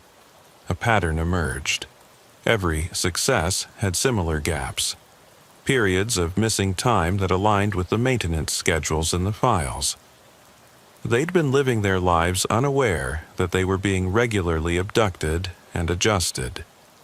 But the true horror was revealed when they decoded a hidden partition in the filing cabinet, backup drives containing video footage. The procedures weren't just maintenance, they were upgrades. The Progress Institute had never stopped their work. They'd simply become more sophisticated. In one video, dated just a month ago, a figure that looked exactly like Shufflebottom was performing surgery on an unconscious patient. Either he'd never died, or cognitive transfer, Kazia said when shown the footage. They talked about it in the early days. The ability to transfer consciousness from one body to another. They must have succeeded. The implications were staggering. If they could transfer consciousness between bodies, then death meant nothing to them. They could simply move to a new host and continue their work. Featherstone received an encrypted email that night. Stop searching or become subjects. You cannot kill an idea. Attached was a video file. It showed Featherstone himself, unconscious on an operating table, dated 2 weeks ago, a period when he thought he had the flu and spent 3 days in bed with no clear memory. They've already been in my head, he said numbly. The video continued, showing a surgeon, face obscured but voice unmistakably Shufflebottom's, explaining to unseen observers. Agent Featherstone represents our first attempt at cognitive insertion into active law enforcement. The procedures were successful, but his natural resistance is stronger than anticipated. He'll need regular reinforcement to maintain the programming. Featherstone immediately submitted himself for full medical and psychological evaluation. The results were disturbing. There were surgical scars he didn't remember getting, neural pathways that showed signs of external manipulation, and most unsettling gaps in his memory that he hadn't noticed until they were pointed out. How much of me is still me? He asked the examining psychiatrist. We can't be certain, she admitted. The modifications are sophisticated, integrated seamlessly with your natural thought patterns. It's possible you've been subtly influenced without realizing it. The investigation took on a new urgency. If they could take and modify an FBI agent without detection, no one was safe. Resources poured in from Washington, and a joint task force was created with one mission: find and stop whoever was continuing the Progress Institute's work. The breakthrough came from an unexpected source. Dr. Harold Winters, the former Manteno administrator who'd helped expose the conspiracy, contacted Featherstone with new information. I've been investigating on my own, he said. The Progress Institute was just the latest name for something much older. The Blackwood Institute in the 1960s, the Humanitarian Research Foundation in the 1940s, the Chicago School of Mental Hygiene in the 1920s. They're all the same organization, evolving, adapting, surviving. For 100 years? Maybe longer? And they're not just in Chicago. I've found references to sister organizations dating back to the 1800s in Vienna, London, Moscow. This isn't a conspiracy. It's a parallel civilization, hiding within our own.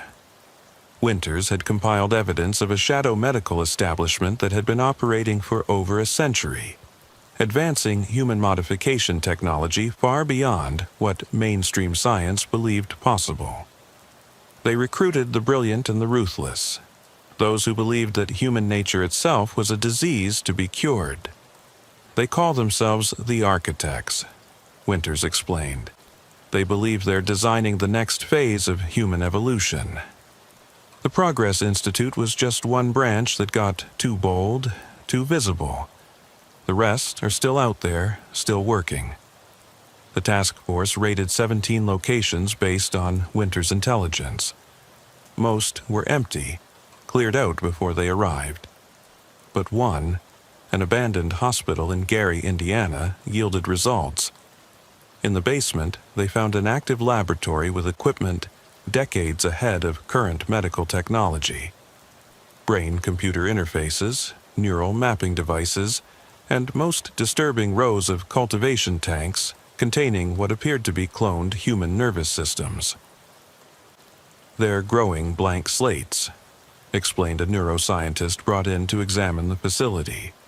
"Nervous systems without consciousness, ready to receive a transferred personality." A partially destroyed hard drive recovered from the facility contained fragments of communication between architect cells worldwide. They were planning something called the Great Integration, a mass conversion event where thousands of people would be simultaneously modified. "We estimate 10,000 subjects worldwide," one message read. "Political leaders, business executives, military commanders, media personalities. When we activate them simultaneously, the old world ends and the new begins." The date for the Great Integration was set for 6 months away. Featherstone's team worked frantically to identify and protect potential targets, but they faced a terrible problem. How could they know who had already been modified? How many people in positions of power were already architect subjects, waiting for activation? Kezia Pumpernickel developed a potential solution. Using her recovered memories and scientific knowledge, she created a detection method, a specific pattern of neural activity that appeared in all modified individuals. "It's not perfect," she warned, "but it can identify people who've undergone the procedures with about 80% accuracy." Testing began immediately, starting with the task force itself. 3 members showed signs of modification, including Agent Park. When confronted, Park broke down, memories flooding back of procedures he'd undergone. "They took me 6 months ago," he sobbed. "Made me forget, made me report on the investigation.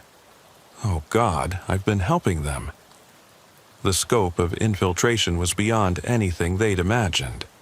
Testing of government officials revealed that approximately 1 in 50 showed signs of modification. Some were sleeper agents, unaware of their programming. Others were fully conscious collaborators who'd voluntarily undergone the procedures. With 3 months until the Great Integration, Featherstone made a desperate decision. They would go public with everything, making it impossible for the architects to operate in secrecy. The press conference was scheduled for a Monday morning. But on Sunday night, Featherstone woke in his apartment to find 3 figures standing over his bed. "Hello, Agent," Shufflebottom's voice said from one of the figures. "Or should I say, brother? You've been one of us for weeks now. You just needed the proper activation phrase."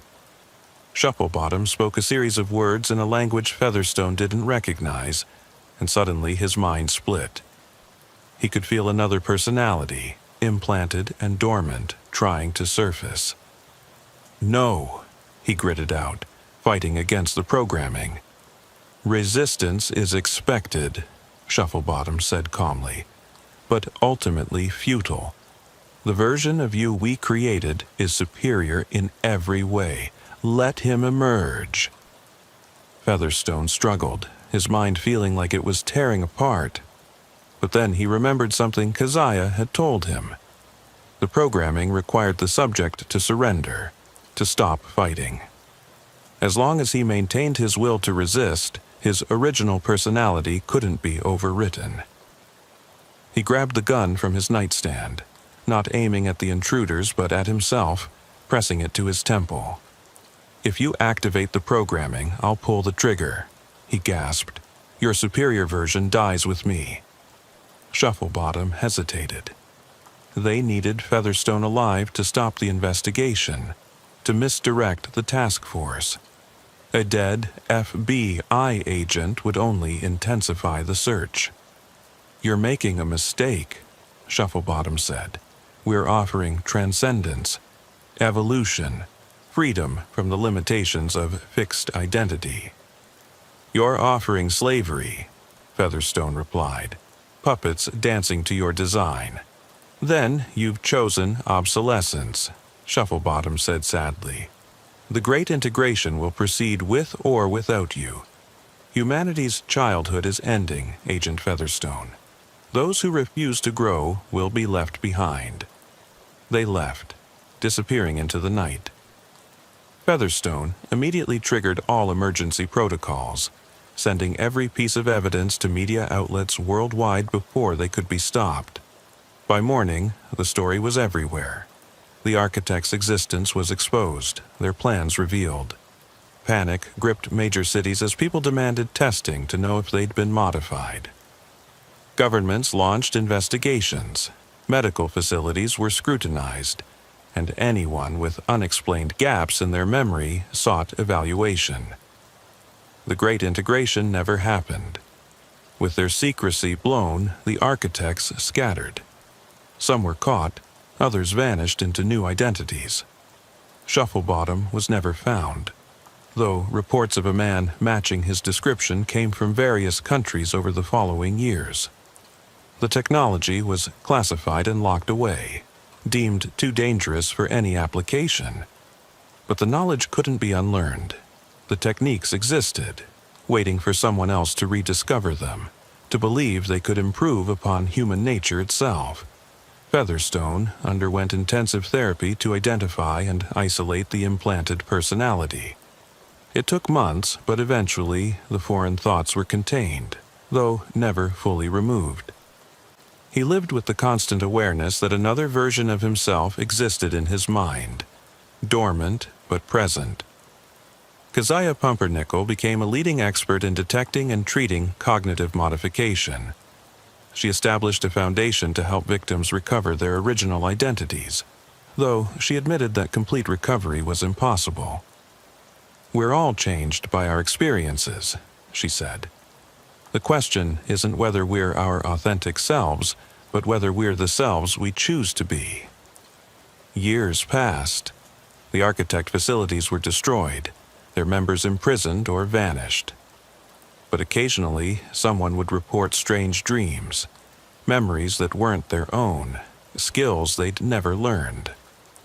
The technology had been released into the world, and like all dangerous knowledge, it couldn't be completely contained. Featherstone retired early, unable to trust his own mind completely. In his final report, he wrote, "We stopped them this time. But the idea persists, that humanity is a rough draft to be edited, that consciousness is software to be programmed. Someone will try again. They always do." He was right. 5 years later, a new company in Silicon Valley announced breakthrough technology in treating mental illness through personality optimization. Their techniques seemed remarkably advanced, their results unprecedented. Their founder was a young neuroscientist named Dr. Sarah Blackwood, who claimed no relation to the historical Cornelius Blackwood. But those who'd fought the architects recognized the patterns, the philosophy, the dangerous promise of human perfectibility. The work, as they always said, continued. FBI Special Agent Mahershala Hashbaz. Thistlebottom had seen many disturbing cases during his 15 years with the Bureau, but the call that came on a humid August morning in 1997 would lead him into the darkest investigation of his career. The call was from Chicago Memorial Hospital's chief of surgery, Dr. Robert Marshall. His voice was tense, barely controlled. "Agent Thistlebottom, we need federal involvement immediately. We've discovered discrepancies in our organ donation program that suggest, God, I can't even say it over the phone. Can you come to the hospital?" Thistlebottom arrived within the hour at the sprawling medical complex on Chicago's North Side. Dr. Marshall met him in a private conference room, along with the hospital's legal counsel and head of security. Their faces were grave. 3 days ago, Dr. Marshall began, one of our transplant coordinators noticed something unusual. A liver that was supposed to come from a deceased donor in Milwaukee never arrived, but our records showed it had been successfully transplanted here. A paperwork error? That's what we thought. But when we investigated further, we found 17 similar cases over the past 2 years. Organs that were supposedly donated and transplanted, but with no record of the actual donors dying. You're saying, "We don't know what we're saying," the legal counsel interrupted. But either our records are catastrophically wrong, or someone is sourcing organs through alternative means. Thistlebottom felt his blood chill. Organ trafficking was one of the most heinous crimes imaginable, but it was typically associated with third-world countries, not premier American hospitals. "I need to see all your records," he said, "and I need to speak with your transplant team." The records were extensive and, on the surface, appeared legitimate. Each transplant had proper documentation, consent forms, compatibility tests. But when Thistlebottom cross-referenced with death certificates from the supposed donor hospitals, the pattern became clear. The donors didn't exist. He interviewed the transplant coordinators first. Most were shocked by the revelations, but one, a nervous woman named Patricia, mentioned something interesting.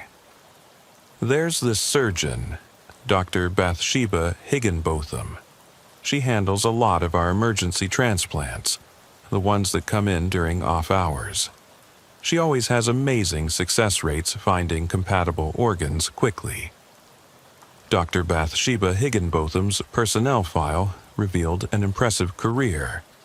Harvard Medical School, residency at Johns Hopkins, and a specialty in transplant surgery that had made her one of the most sought-after surgeons in Chicago. She primarily worked with wealthy private patients who paid premium prices for her services.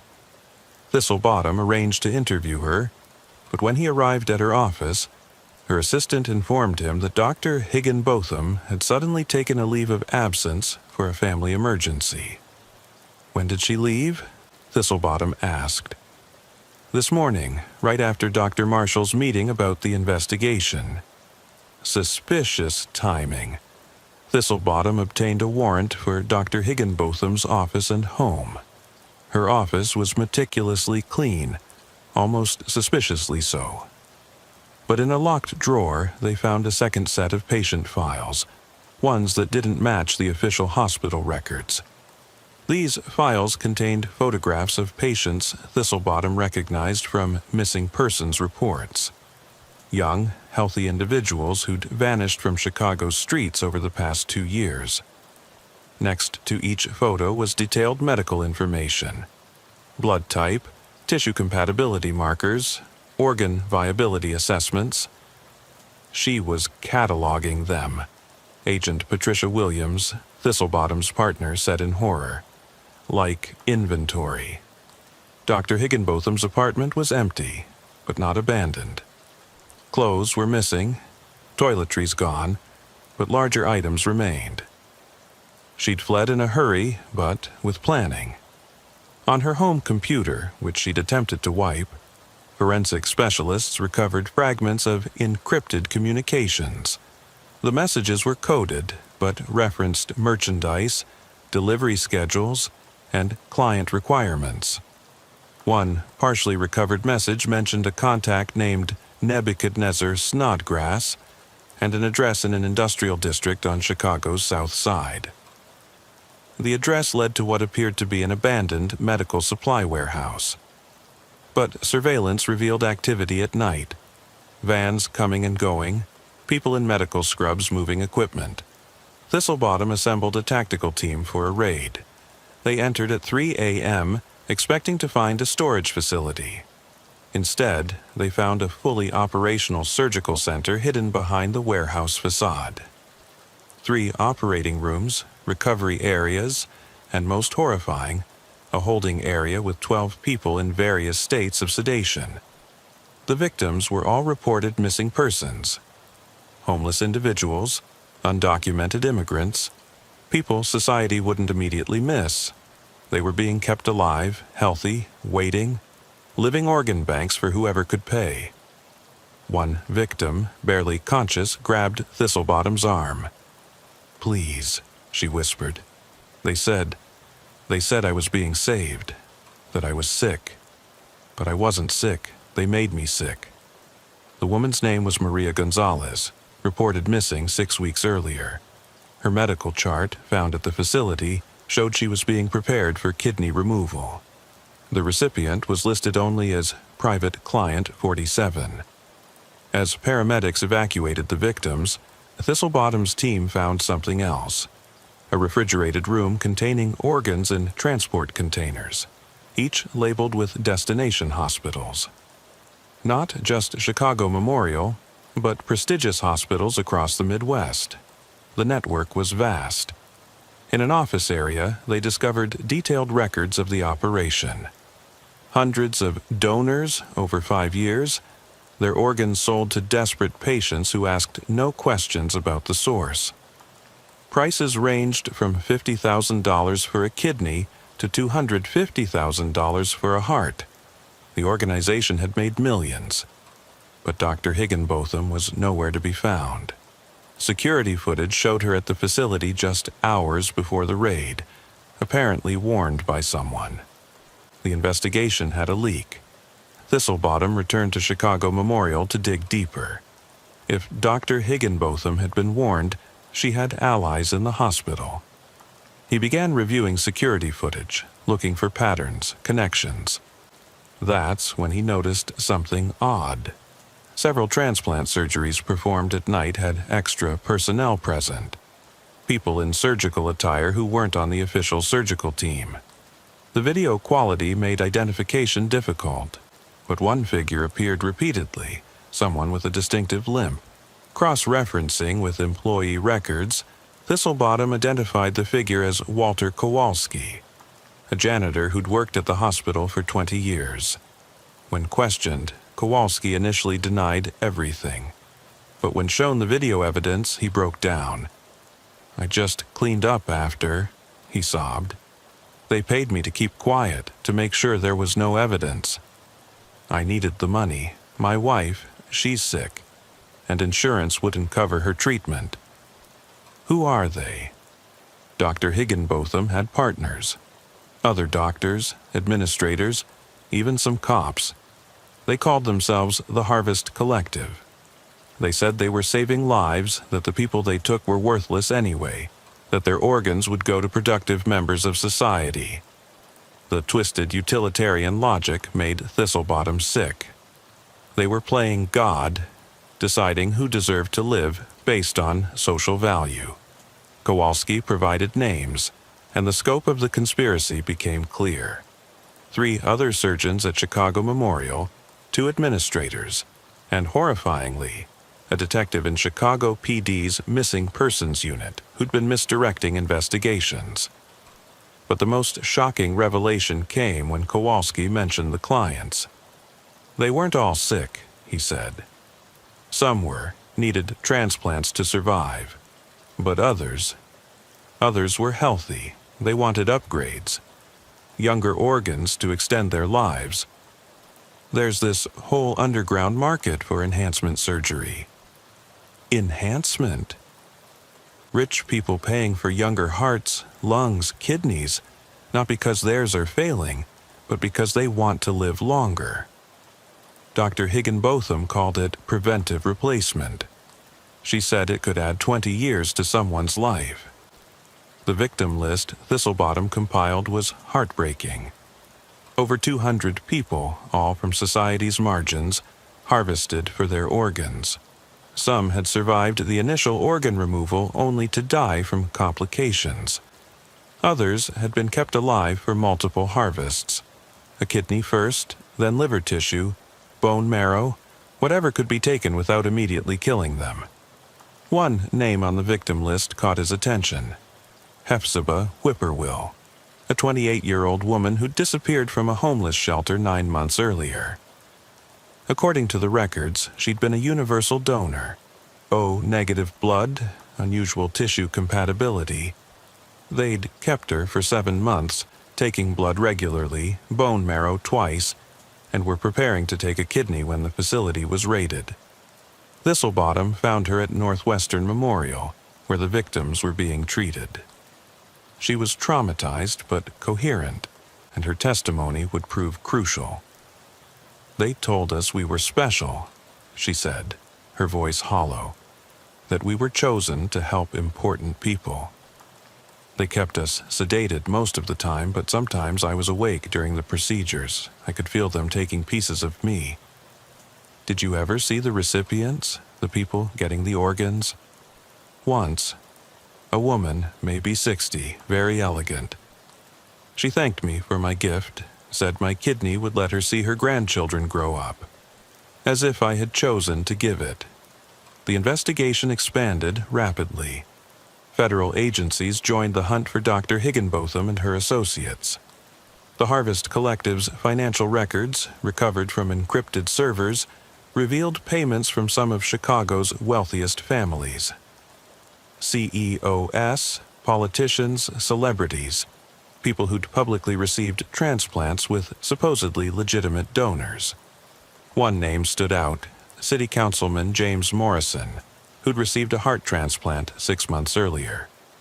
The official story was that the heart came from a motorcycle accident victim, but the Harvest Collective's records showed it came from a 22-year-old homeless veteran named Marcus Thompson, who'd been specifically selected for his healthy heart and compatibility with Morrison.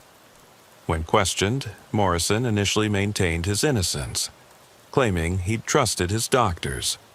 But when presented with evidence of a $300,000 payment to an account linked to the Harvest Collective, made just days before his surgery, he hired a lawyer and stopped talking. The media frenzy was immediate and intense. Every transplant performed in Chicago over the past 5 years was scrutinized. Families who thought their loved ones had been saved by generous donors learned the horrific truth about the source of the organs. But Dr. Higginbotham remained at large. Interpol was alerted. Borders were watched, but she seemed to have vanished completely. Then, 2 weeks after the raid, Thistlebottom received a package at his office. No return address, but postmarked from Mexico City. Inside was a flash drive and a note in elegant handwriting. "Agent Thistlebottom, you see only crime where I see necessity. Every year, thousands die waiting for organs while others die with perfectly viable organs unharvested. I simply corrected this inefficiency. The people I selected were contributing nothing to society. In death, or near death, they finally had value. Their sacrifice saved productive members of society, doctors, teachers, parents. Who are you to say this was wrong? The Harvest Collective was just the beginning. This practice exists worldwide, will continue to exist, because the demand will never cease. You've stopped one operation, but others will take its place. The wealthy will always find ways to extend their lives, and the poor will always be their resource. I've included evidence of other operations in other cities, other countries. Do with it what you will. But know that you're fighting human nature itself, the desire to survive at any cost." Dr. B. Higginbotham. The flash drive contained detailed information about organ harvesting operations in Los Angeles, Miami, New York, and internationally in Brazil, India, and Eastern Europe. It was a global network, and Chicago had been just one node. The information on Dr. Higginbotham's flash drive led to the largest international law enforcement operation in medical crime history. But for Agent Mahershala al-Hashbaz Thistlebottom, the focus remained on Chicago, where the investigation was revealing deeper layers of corruption. 3 weeks after the warehouse raid, a breakthrough came from an unexpected source. A man calling himself Nebuchadnezzar Snodgrass walked into the FBI field office and asked to speak with Thistlebottom directly. Snodgrass was not what Thistlebottom expected. Instead of a hardened criminal, he found a slight nervous man in his 50s, wearing an expensive but rumpled suit. His hands shook as he sat down in the interrogation room. "I never meant for it to go this far," Snodgrass began without preamble. "I'm not a monster, Agent Thistlebottom. I'm a logistics coordinator. I managed transportation, nothing more. Transportation of human organs illegally harvested from murdered victims," Thistlebottom stated flatly. "They weren't supposed to die," Snodgrass insisted. "The original plan was different. We would take only what could be spared, a kidney, part of a liver, blood, things people could survive without. The victims would be compensated, given new identities, sent to start fresh lives elsewhere." "And what happened to that plan?" Snodgrass's face crumpled. "Greed." Dr. Higginbotham convinced the others that it was inefficient. Why take one kidney when you could take everything? Why risk witnesses when corpses tell no tales? The money was too good, the demand too high. How many people are involved? More than you know. The Harvest Collective is just the Chicago branch. There's a national organization called the Life Extension Network. They coordinate between cities, share resources, protect each other. Snodgrass provided names, addresses, and most importantly, the location of the collective's record storage, a climate-controlled facility in Cicero, disguised as a document management company. He also revealed something that chilled Thistlebottom to the bone. "They have a list," Snodgrass said. "People marked for future harvesting. Not just homeless or vulnerable populations. They've been studying genetic markers, identifying perfect donors for specific clients. Some people on that list don't even know they're being watched, tested, evaluated. Where is this list? Dr. Higginbotham keeps the master copy. But there's a backup at the Cicero facility. The raid on the Cicero facility was conducted that night. Inside, investigators found detailed records going back 15 years. The Harvest Collective had been operating longer than anyone suspected, evolving from a small black market operation into a sophisticated criminal enterprise. The Future Harvest list was horrifying. Over 3,000 names, complete with medical histories obtained through illegal access to hospital databases, genetic profiles from ancestry testing companies that had been hacked, and surveillance notes on daily routines. Some entries had optimal harvest dates listed, when the person would be most vulnerable, least likely to be immediately missed. One entry made Thistlebottom's blood freeze. His own name was on the list, along with his blood type, tissue markers, and a note. Federal agent, high-risk target. Valuable for multiple clients seeking law enforcement biological markers for immunity research. They weren't just harvesting organs anymore. They were harvesting specific biological traits, antibodies from people who'd survived certain diseases, stem cells from young athletes, brain tissue from intellectuals. It was a grotesque catalog of human biological resources. The investigation team immediately began contacting people on the list, warning them of the danger. Many didn't believe it at first. The idea that they'd been marked for organ harvesting seemed like paranoid fantasy. But when shown the detailed surveillance notes about their lives, most accepted protective custody. Meanwhile, financial forensics revealed the collective's money trail. Payments had come from offshore accounts linked to shell companies, but patient investigators traced them back to their sources. The client list read like a who's who of wealthy Americans seeking to cheat death. One client stood out, Richardson Sterling, a pharmaceutical billionaire who'd received 7 organ transplants over the past decade. Each time, he'd claimed hereditary organ failure, but medical experts reviewing his files found no genetic condition that would require such extensive replacement. When federal agents arrived at Sterling's mansion in Lake Forest, they found a macabre scene. Sterling had converted his home into a private medical facility. He had a full-time medical staff, surgical suites, and most disturbing, a young man in a medically induced coma connected to Sterling via blood transfusion equipment. Parabiosis, the attending physician explained after being arrested. Mr. Sterling believed that young blood could reverse aging. The subject is changed every 3 months. The young man was identified as David Park, a 23-year-old who disappeared from a gym 6 weeks earlier. He'd been selected for his exceptional health and compatible blood type. Sterling had been literally draining the youth from him. David survived, though with significant psychological trauma. His testimony revealed that he'd been conscious at times, aware of what was happening but paralyzed, unable to cry out or resist. Sterling's medical team had kept him in a state of living death to preserve the quality of his blood. As more arrests were made, a pattern emerged. The Harvest Collective had created a 2-tier system.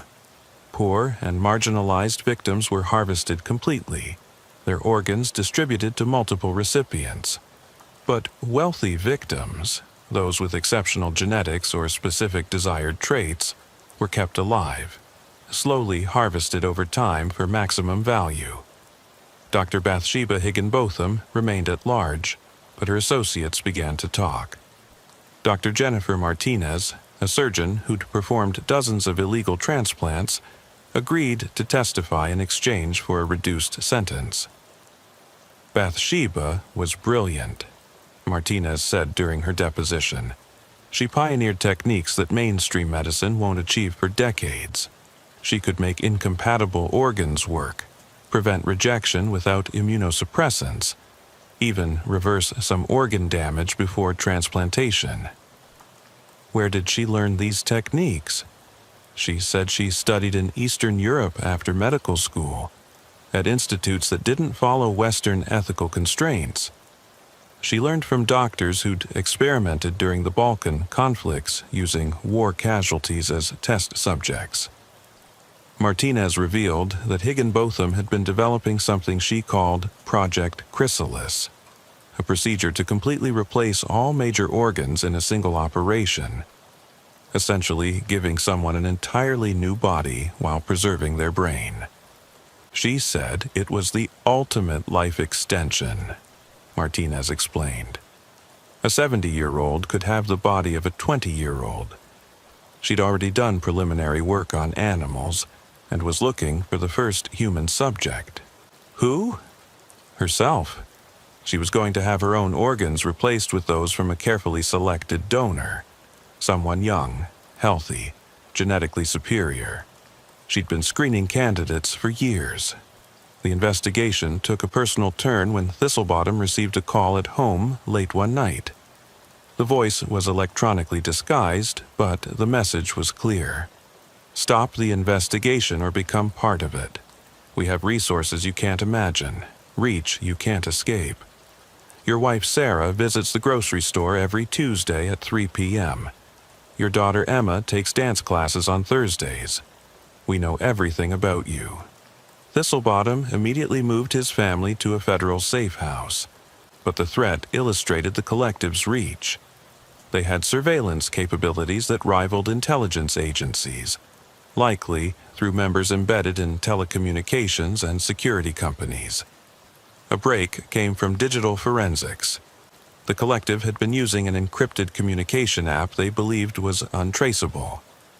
But NSA cryptographers managed to crack it, revealing thousands of messages between members. One thread discussed the farm, a location where premium products were being cultivated. The messages suggested it was somewhere rural, within driving distance of Chicago, and housed at least 50 products. Using cell tower data and traffic analysis, they narrowed the location to a 200-acre property in rural Indiana, ostensibly a rehabilitation center for addiction recovery. Satellite imagery showed multiple buildings, medical facilities inappropriate for a simple rehab center, and armed security. The raid required coordination between FBI, DEA, ATF, and local law enforcement. They moved in at dawn, expecting resistance. What they found exceeded their worst expectations. The facility was indeed a farm, a human farm. 53 people, all young and healthy, were being kept in a state of controlled wellness. They exercised daily, ate carefully managed diets, received regular medical care, all to maintain the quality of their organs. But these weren't kidnapped victims, at least not in the traditional sense. They'd been recruited from addiction centers, homeless shelters, and psychiatric facilities with promises of free treatment and a fresh start. Once there, they were told they were part of a medical study, that they were helping advance transplant science. Many had been psychologically conditioned to believe they were volunteers, heroes even, future saviors of important people. The conditioning was so complete that some resisted rescue, insisting they needed to stay to complete their mission. Among them was a young woman named Rebecca Foster, whose journal provided insight into the psychological manipulation. Day 43, the doctors say, "I'm special, that my organs could save a dozen lives. They've shown me videos of children dying without transplants. How can I be selfish with my body when it could mean so much to others?" Day 98, I've been matched. A mother of 3 needs my liver. Part of it, they say, I'll regenerate. I'm scared but excited. My life will mean something. Day 156, the surgery was postponed. The client found a better match. I'm disappointed. When will it be my turn to be useful? The psychological torture was as severe as any physical harm. These people had been convinced that their only value was in their organs, that their deaths would be more meaningful than their lives. Dr. Marcus Webb, the facility's director, was arrested without incident. He seemed genuinely confused by the charges. "We're saving lives," he insisted. "Every donor here has consented. We provide them with better health care than they've ever received, purpose they've never had. How is this different from military service where young people risk their lives for others?" The twisted logic was consistent throughout the organization. They'd convinced themselves they were heroes, that they were solving the organ shortage crisis through innovative means. The fact that their innovation involved murdering innocent people seemed lost on them. As the facility was processed, investigators found something else, a medical suite more advanced than most hospitals. This was where Dr. Higginbotham had been performing her experimental procedures. Equipment for gene editing, organ modification, even attempts at organ cloning from harvested tissue. A partially destroyed hard drive revealed videos of procedures that looked like science fiction. Organs being modified outside the body, enhanced with synthetic components, made superior to natural organs. Hearts that could beat 200 times a minute without damage, lungs that could process carbon monoxide, kidneys that could filter heavy metals. She wasn't just harvesting organs, a medical examiner said in horror. She was trying to create superhuman ones. One video showed Higginbotham herself, addressing an audience of masked figures, presumably wealthy clients. "Evolution is too slow," she said in the recording. "Natural selection takes millennia, but with directed biological enhancement we can achieve in 1 generation what nature would take 1,000 to accomplish. Those with the resources to afford it will become literally superior to baseline humans." The implications were staggering. This wasn't just organ trafficking. It was an attempt to create a biological caste system, where the wealthy could purchase genetic superiority. Among the facility's records, they found correspondence with biotechnology companies, military contractors, even foreign governments interested in creating enhanced soldiers. The organ harvesting had been funding research into human augmentation on a scale that defied belief. But the most disturbing discovery came from the facility's basement. Behind a concealed door, Investigators found a cryogenic storage unit containing 12 bodies in various states of dissection. These weren't victims, they were experiments. Attempts to create what Higginbotham called chimeras, humans with organs from multiple donors, living patchworks of different genetic materials.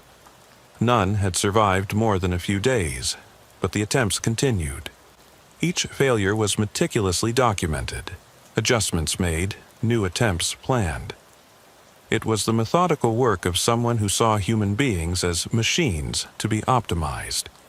Thistlebottom stood in that cold storage room, looking at the results of unchecked ambition and absent morality. These weren't just murders, they were attempts to redefine humanity itself. The revelations from the farm sent shockwaves through law enforcement and medical communities worldwide. Agent Mahershala Hashbaz Thistlebottom found himself leading an investigation that had expanded far beyond organ trafficking into human experimentation and biological enhancement. But Dr. Bathsheba Higginbotham remained at large, and intercepted communications suggested she was planning something significant. 2 months after the farm raid, a woman was admitted to Rush University Medical Center in Chicago with severe organ failure. She gave her name as Sarah Mitchell, but something about her seemed off to the attending physician, Dr. James Patterson. Her organs were failing, but not naturally, Dr. Patterson later told investigators. It was like they'd been designed to fail, programmed with an expiration date. Blood tests revealed unusual synthetic compounds, similar to those found in victims from the farm. Patterson immediately contacted the FBI. By the time Thistlebottom arrived, Sarah Mitchell was in critical condition but conscious. "I was supposed to be perfect," she gasped through labored breathing. Dr. Higginbotham promised I'd be the future, but the organs, they're rejecting me, or I'm rejecting them. I don't know anymore. Her medical examination revealed the horrifying truth. She'd undergone extensive organ replacement. Heart, lungs, liver, kidneys, even sections of intestine. But these weren't normal transplants. The organs had been modified, enhanced with synthetic components and genetic alterations. Her body was trying to reject them, but immunosuppressants weren't working because the organs weren't entirely biological. "Who are you, really?" Thistlebottom asked gently. "I was Jennifer Liu," she whispered, "a medical student. I volunteered for Dr. Higginbotham's research. She said I'd be the first of a new kind of human, but I'm dying. The enhancements are killing me." Jennifer provided crucial information. Dr. Higginbotham had established a new facility after fleeing Chicago, somewhere in Michigan. She'd gathered a team of researchers who shared her vision of human enhancement through organ modification. They called themselves the Evolution Institute. "She has dozens of volunteers," Jennifer said. "People who believe in her vision. They're all undergoing procedures. She's trying to create a community of enhanced humans." "Where exactly in Michigan?" "Near Traverse City, an old sanatorium converted into a research facility. But Agent Thistlebottom, you have to understand, not everyone there is there willingly.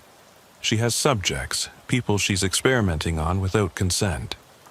Jennifer died 3 days later, her enhanced organs finally failing completely. The autopsy revealed the full extent of Higginbotham's modifications: artificial valves in the heart, synthetic filters in the kidneys, genetically modified liver cells that produced non-standard proteins. It was brilliant and horrifying in equal measure. The Michigan State Police coordinated with the FBI for surveillance of the Traverse City area. The old Traverse City State Hospital, abandoned since 1989, showed signs of recent activity: new electrical lines, deliveries of medical supplies, vehicles coming and going at odd hours. Thermal imaging revealed at least 60 people inside the complex. But a raid was complicated by the possibility of innocent victims who might be in critical medical condition. They needed more intelligence. The break came from an unexpected source. A man named Timothy Morrison contacted the FBI, claiming to be Dr. Higginbotham's former research partner. He was terrified and hiding, and wanted protection in exchange for information. Morrison met Thistlebottom at a secure location in Detroit. He was gaunt, paranoid, constantly checking windows and doors. Bathsheba has gone beyond enhancement, he said. She's trying to create a new species. Homo superior, she calls them. Humans with organs that can process any toxin, hearts that can pump for 200 years, brains with enhanced neural connections. That's science fiction. That's what I thought. But she's making progress. The failures are horrible, people dying in agony as their modified organs consume them from within. But some are surviving, maybe 1 in 20, and those who survive are different. Different how? Stronger, faster, more resistant to disease and injury, but also less human in some indefinable way. Like, the modifications change more than just their bodies. Their personalities shift, their empathy decreases. They become cold, calculating. Morrison provided detailed intelligence about the facility's layout, security, and personnel. He also revealed something that made the situation urgent. She's planning a demonstration, he said. She has a list of medical professionals, scientists, and investors she's invited to witness her successes. She intends to perform a complete organ replacement on herself, on stage, to prove her techniques work. It's scheduled for next week. Why would she risk exposure like that? Because she believes she's already won. She has contacts in government, military, pharmaceutical companies who protect her. She thinks she's untouchable. The FBI mobilized immediately. But 3 days before the planned raid, something unexpected happened. Hepzibah Whippoorwill, the survivor from the original Chicago facility, contacted Thistlebottom with disturbing news. "I've been having dreams," she said. "No, not dreams. Memories. Things they did to me that I'd blocked out. Agent Thistlebottom, they put something in me. Not just took things out, but put something in."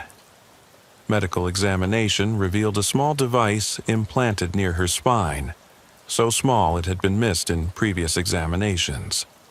It was a tracking device, but more than that. It was also collecting biological data, transmitting it somewhere. "She's been monitoring me," Hepzibah realized in horror, "studying how my body recovered, using me as a test subject even after I escaped." Technical analysis of the device revealed it was transmitting to a receiver in Chicago. Not at any of the facilities they'd raided, but at a high-rise apartment building in the Gold Coast. The apartment was registered to a shell company, but surveillance revealed someone was living there. Thistlebottom decided to investigate personally. The apartment's occupant was a woman in her 30s, elegant, professional, who left every morning for a job at a biotech firm. Nothing about her seemed suspicious until facial recognition software made a match that seemed impossible.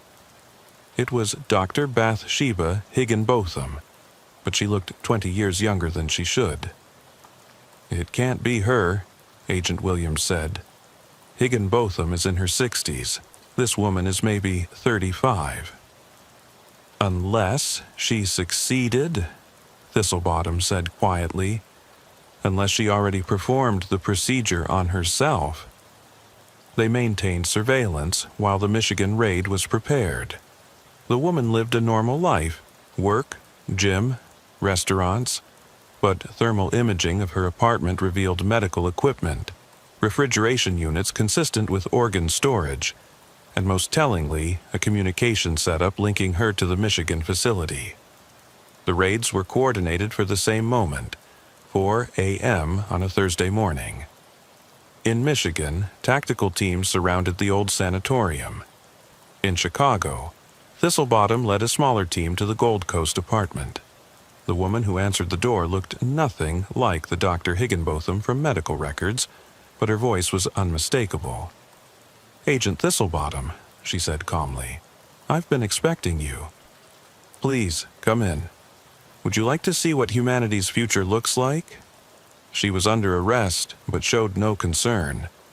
As they searched her apartment, she spoke conversationally. "I've replaced 90% of my organs over the past 2 years," she said.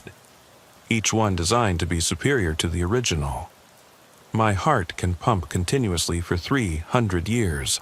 My liver can process any toxin known to man. My kidneys could filter radioactive water. I am evolution accelerated."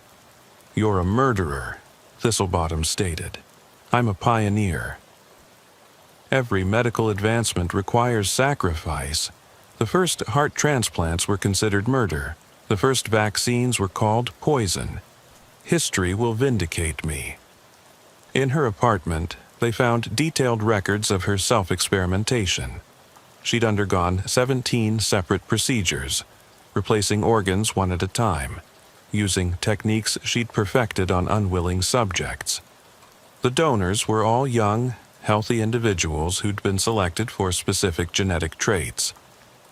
Each organ was chosen from the best possible donor, she explained, as if discussing a shopping trip. The heart from a marathon runner, the lungs from a pearl diver, the liver from someone with natural immunity to hepatitis. I am a composite of humanity's best features. The Michigan raid was simultaneously uncovering horrors. The facility contained 43 volunteers in various stages of enhancement procedures and 18 unwilling subjects kept in medical comas. The volunteers were true believers, convinced that Higginbotham was leading them to transcendence.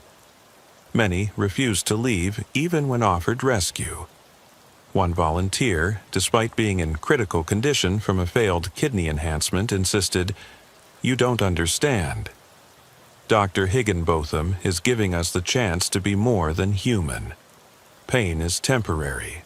Evolution is forever." The unwilling subjects were different.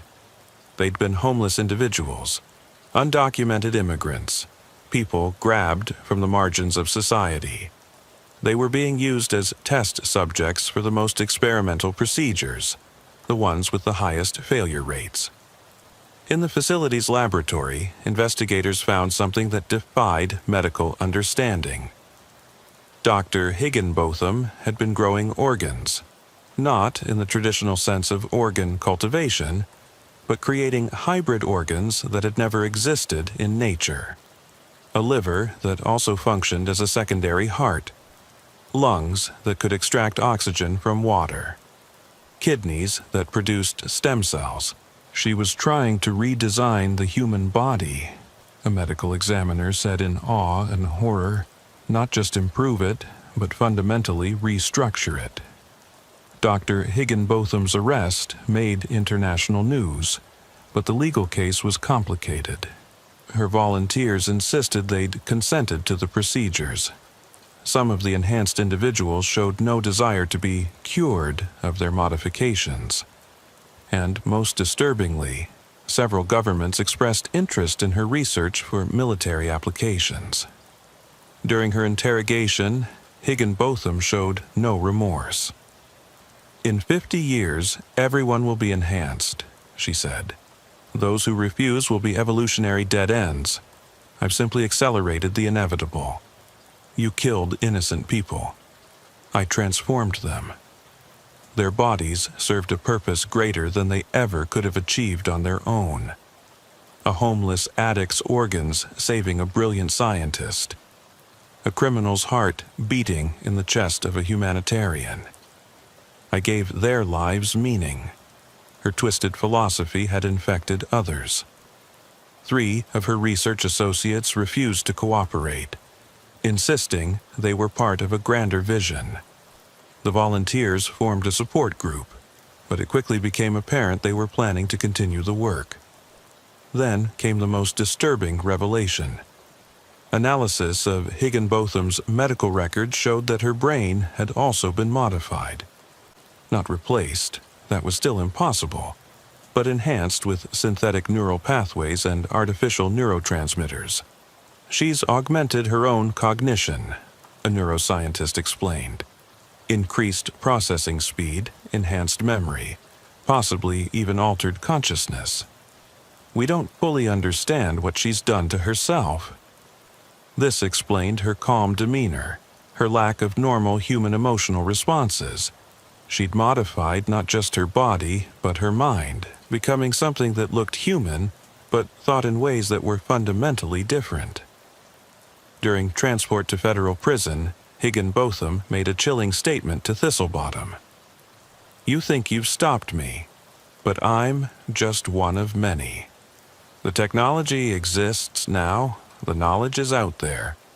Others will continue the work. In China, in Russia, in hidden facilities you'll never find. Humanity's evolution has begun, Agent Thistlebottom. You can't stop evolution." The investigation revealed she was right. Similar research was being conducted in at least 12 countries, some with government backing. The organ harvesting had been funding a global movement toward human enhancement, and shutting down one operation barely slowed it. Hephzibah Whippoorwill and other survivors formed an advocacy group, pushing for stricter regulations on organ transplantation and genetic modification. But they faced opposition from those who saw enhancement as the future, including some who'd been Higginbotham's victims but now embraced their modifications. She was evil, Hephzibah said at a press conference. But she was also right about one thing. We can't go back. The technology exists. The question now is how we use it ethically, how we ensure it doesn't require murder and exploitation.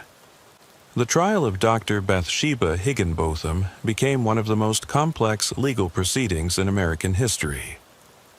Her defense team argued that she was legally insane, that her self-modifications had altered her brain chemistry to the point where she couldn't distinguish right from wrong.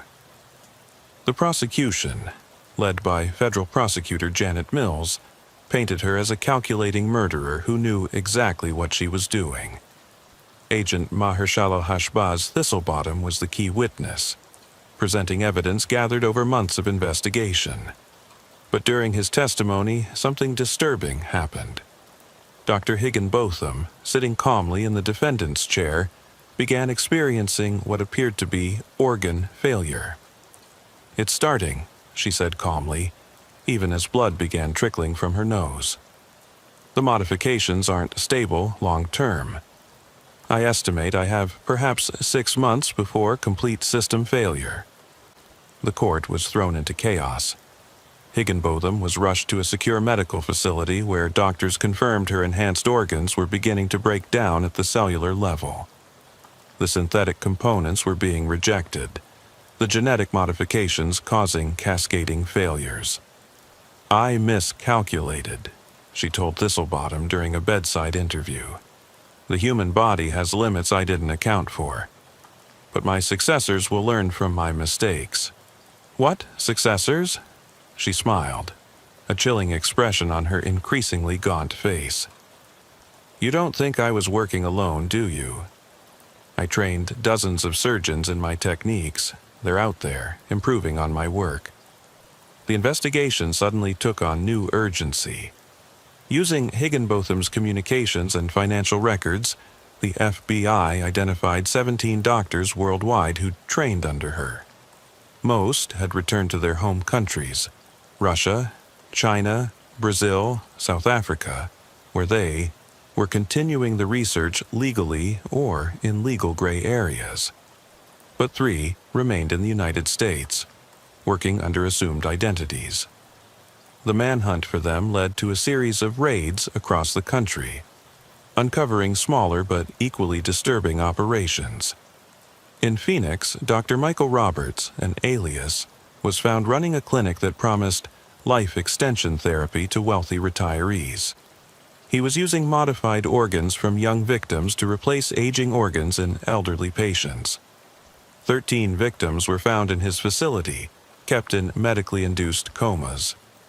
In Seattle, Dr. Sarah Kim, another alias, had been targeting specific ethnic groups, believing that certain genetic populations had superior organs for harvesting. Her operation was smaller but more insidious, as she'd been working as a legitimate transplant surgeon while secretly selecting victims from her patient lists. In Boston, the most disturbing discovery was made. Dr. James Thompson, also an alias, had been experimenting with consciousness transfer, attempting to transplant not just organs but entire nervous systems. His failures had resulted in 17 deaths, each victim experiencing what survivors described as consciousness fragmentation before dying in agony. Back in Chicago, Hepzibah Whippoorwill had become an unexpected leader in the survivor community. She testified before Congress, pushing for legislation to regulate experimental organ procedures and protect vulnerable populations from exploitation. "They saw us as spare parts," she told the Senate Committee on Health. "Not humans with hopes, dreams, families. We were inventory to them. This cannot be allowed to continue." Her testimony was powerful, but she faced opposition from unexpected sources.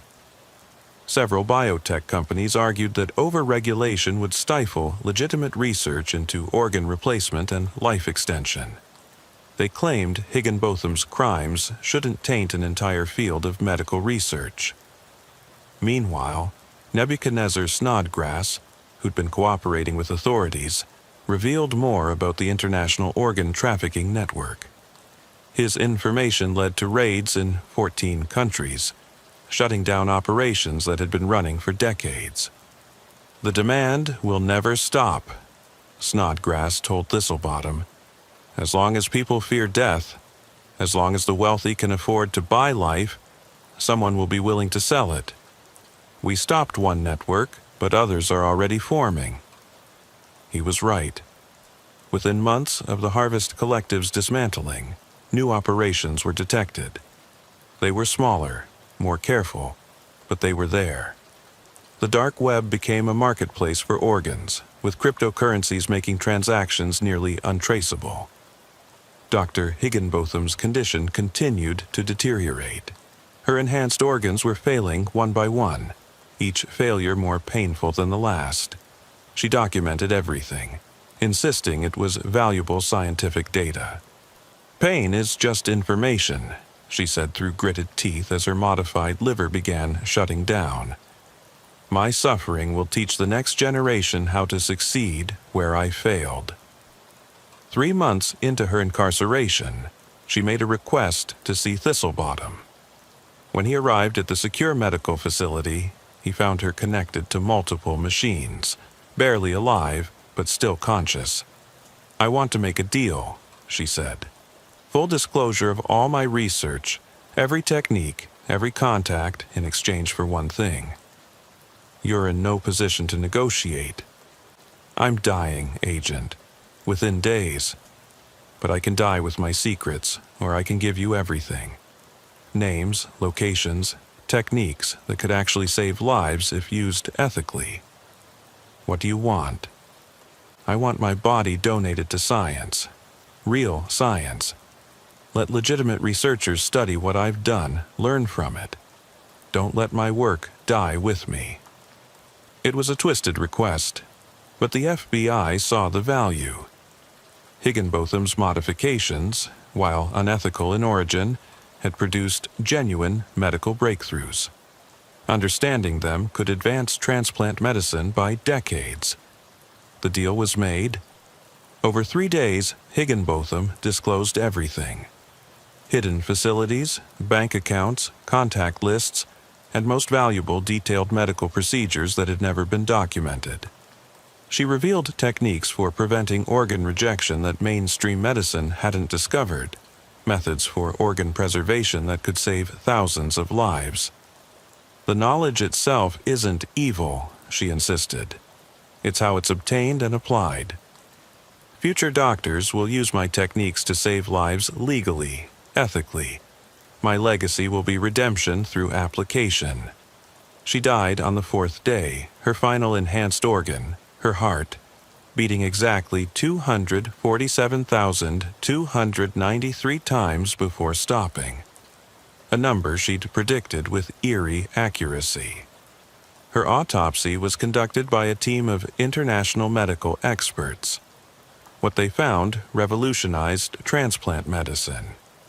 Her techniques, while obtained through murder and exploitation, contained genuine innovations. Within years, modified versions of her procedures were saving lives in legitimate hospitals worldwide. The ethical debate was fierce. Could medical knowledge obtained through evil means be used for good? Some argued all her research should be destroyed.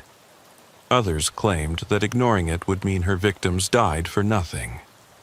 Hephzibah. Whippoorwill weighed in with unexpected wisdom. The knowledge exists, she said. We can't unknow it, but we can ensure it's never obtained this way again. Use what she learned, but never forget how she learned it. Let every life saved be a memorial to those she murdered. The trials continued for 2 years. In total, 147 people were convicted in connection with the Harvest Collective and related operations. Sentences ranged from 5 years for minor accomplices to life without parole for the primary perpetrators. Richardson Sterling, the pharmaceutical billionaire who'd been using young blood for parabiosis, died before his trial, his body rejecting the final transfusion in what doctors called biological justice. His estate was liquidated, with funds going to victims' families. The farm in Indiana was converted into a memorial and research center, dedicated to ethical advancement in transplant medicine. Each building bore plaques with the names of victims, ensuring they wouldn't be forgotten. But the story didn't end with convictions and memorials. 3 years after Higginbotham's death, Thistlebottom received a package at his home. No return address, no postmark, just like before. Inside was a USB drive containing a single video file. The video showed a surgical suite, location unknown. A figure in surgical scrubs, face obscured, was performing an organ transplant with techniques Thistlebottom recognized as Higginbotham's, but the precision was greater, the modifications more advanced. "Agent Thistlebottom?" a electronically disguised voice said. "The teacher is dead, but the students survive. We've learned from her mistakes. No more wholesale harvesting, no more unwilling victims. We work only with volunteers now, those who understand the vision. Evolution continues, but ethically. You won this battle, but the war for human transcendence has just begun." The video ended with coordinates, a location in Switzerland, where human enhancement research was legal under certain conditions. When Interpol investigated, they found a legitimate research facility, properly licensed, using volunteer subjects who'd given informed consent. Everything was legal, even if the ethics remained questionable. Thistlebottom realized that Higginbotham had been right about one thing. The genie was out of the bottle. The technology for human enhancement through organ modification existed, and stopping its abuse while allowing its legitimate use would be an ongoing battle.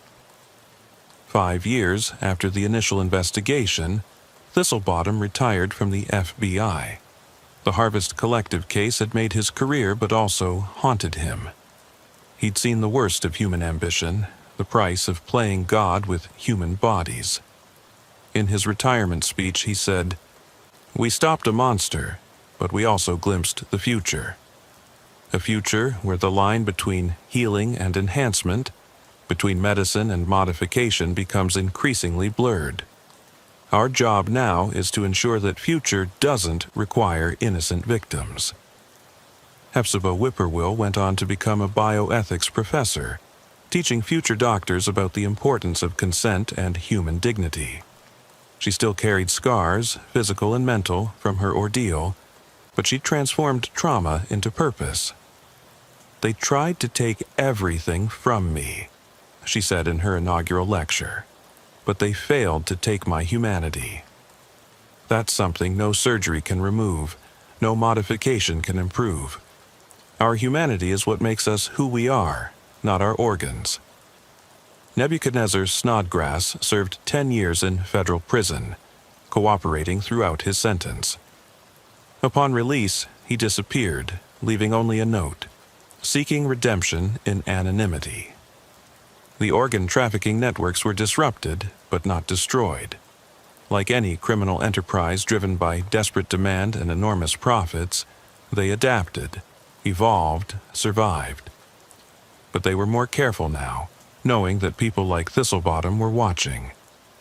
Dr. Higginbotham's research, sanitized and ethicized, led to breakthrough treatments for organ failure. Synthetic organ components, originally designed for enhancement, were adapted for therapeutic use. Genetic modifications she'd pioneered were refined to treat hereditary diseases. Her legacy became one of unintended good arising from intentional evil. But in dark corners of the medical world, in countries with lax regulations, in facilities hidden from oversight, the work continued. Not just organ harvesting, but human enhancement. The dream of transcending biological limitations. Some volunteers, some victims, all part of an ongoing experiment in what it means to be human. Thistlebottom kept a photo on his desk in retirement, the survivors from the Chicago warehouse, taken at a reunion 5 years later. Most had rebuilt their lives, found purpose, refused to be defined by what had been done to them. It reminded him that while evil was persistent, so was human resilience.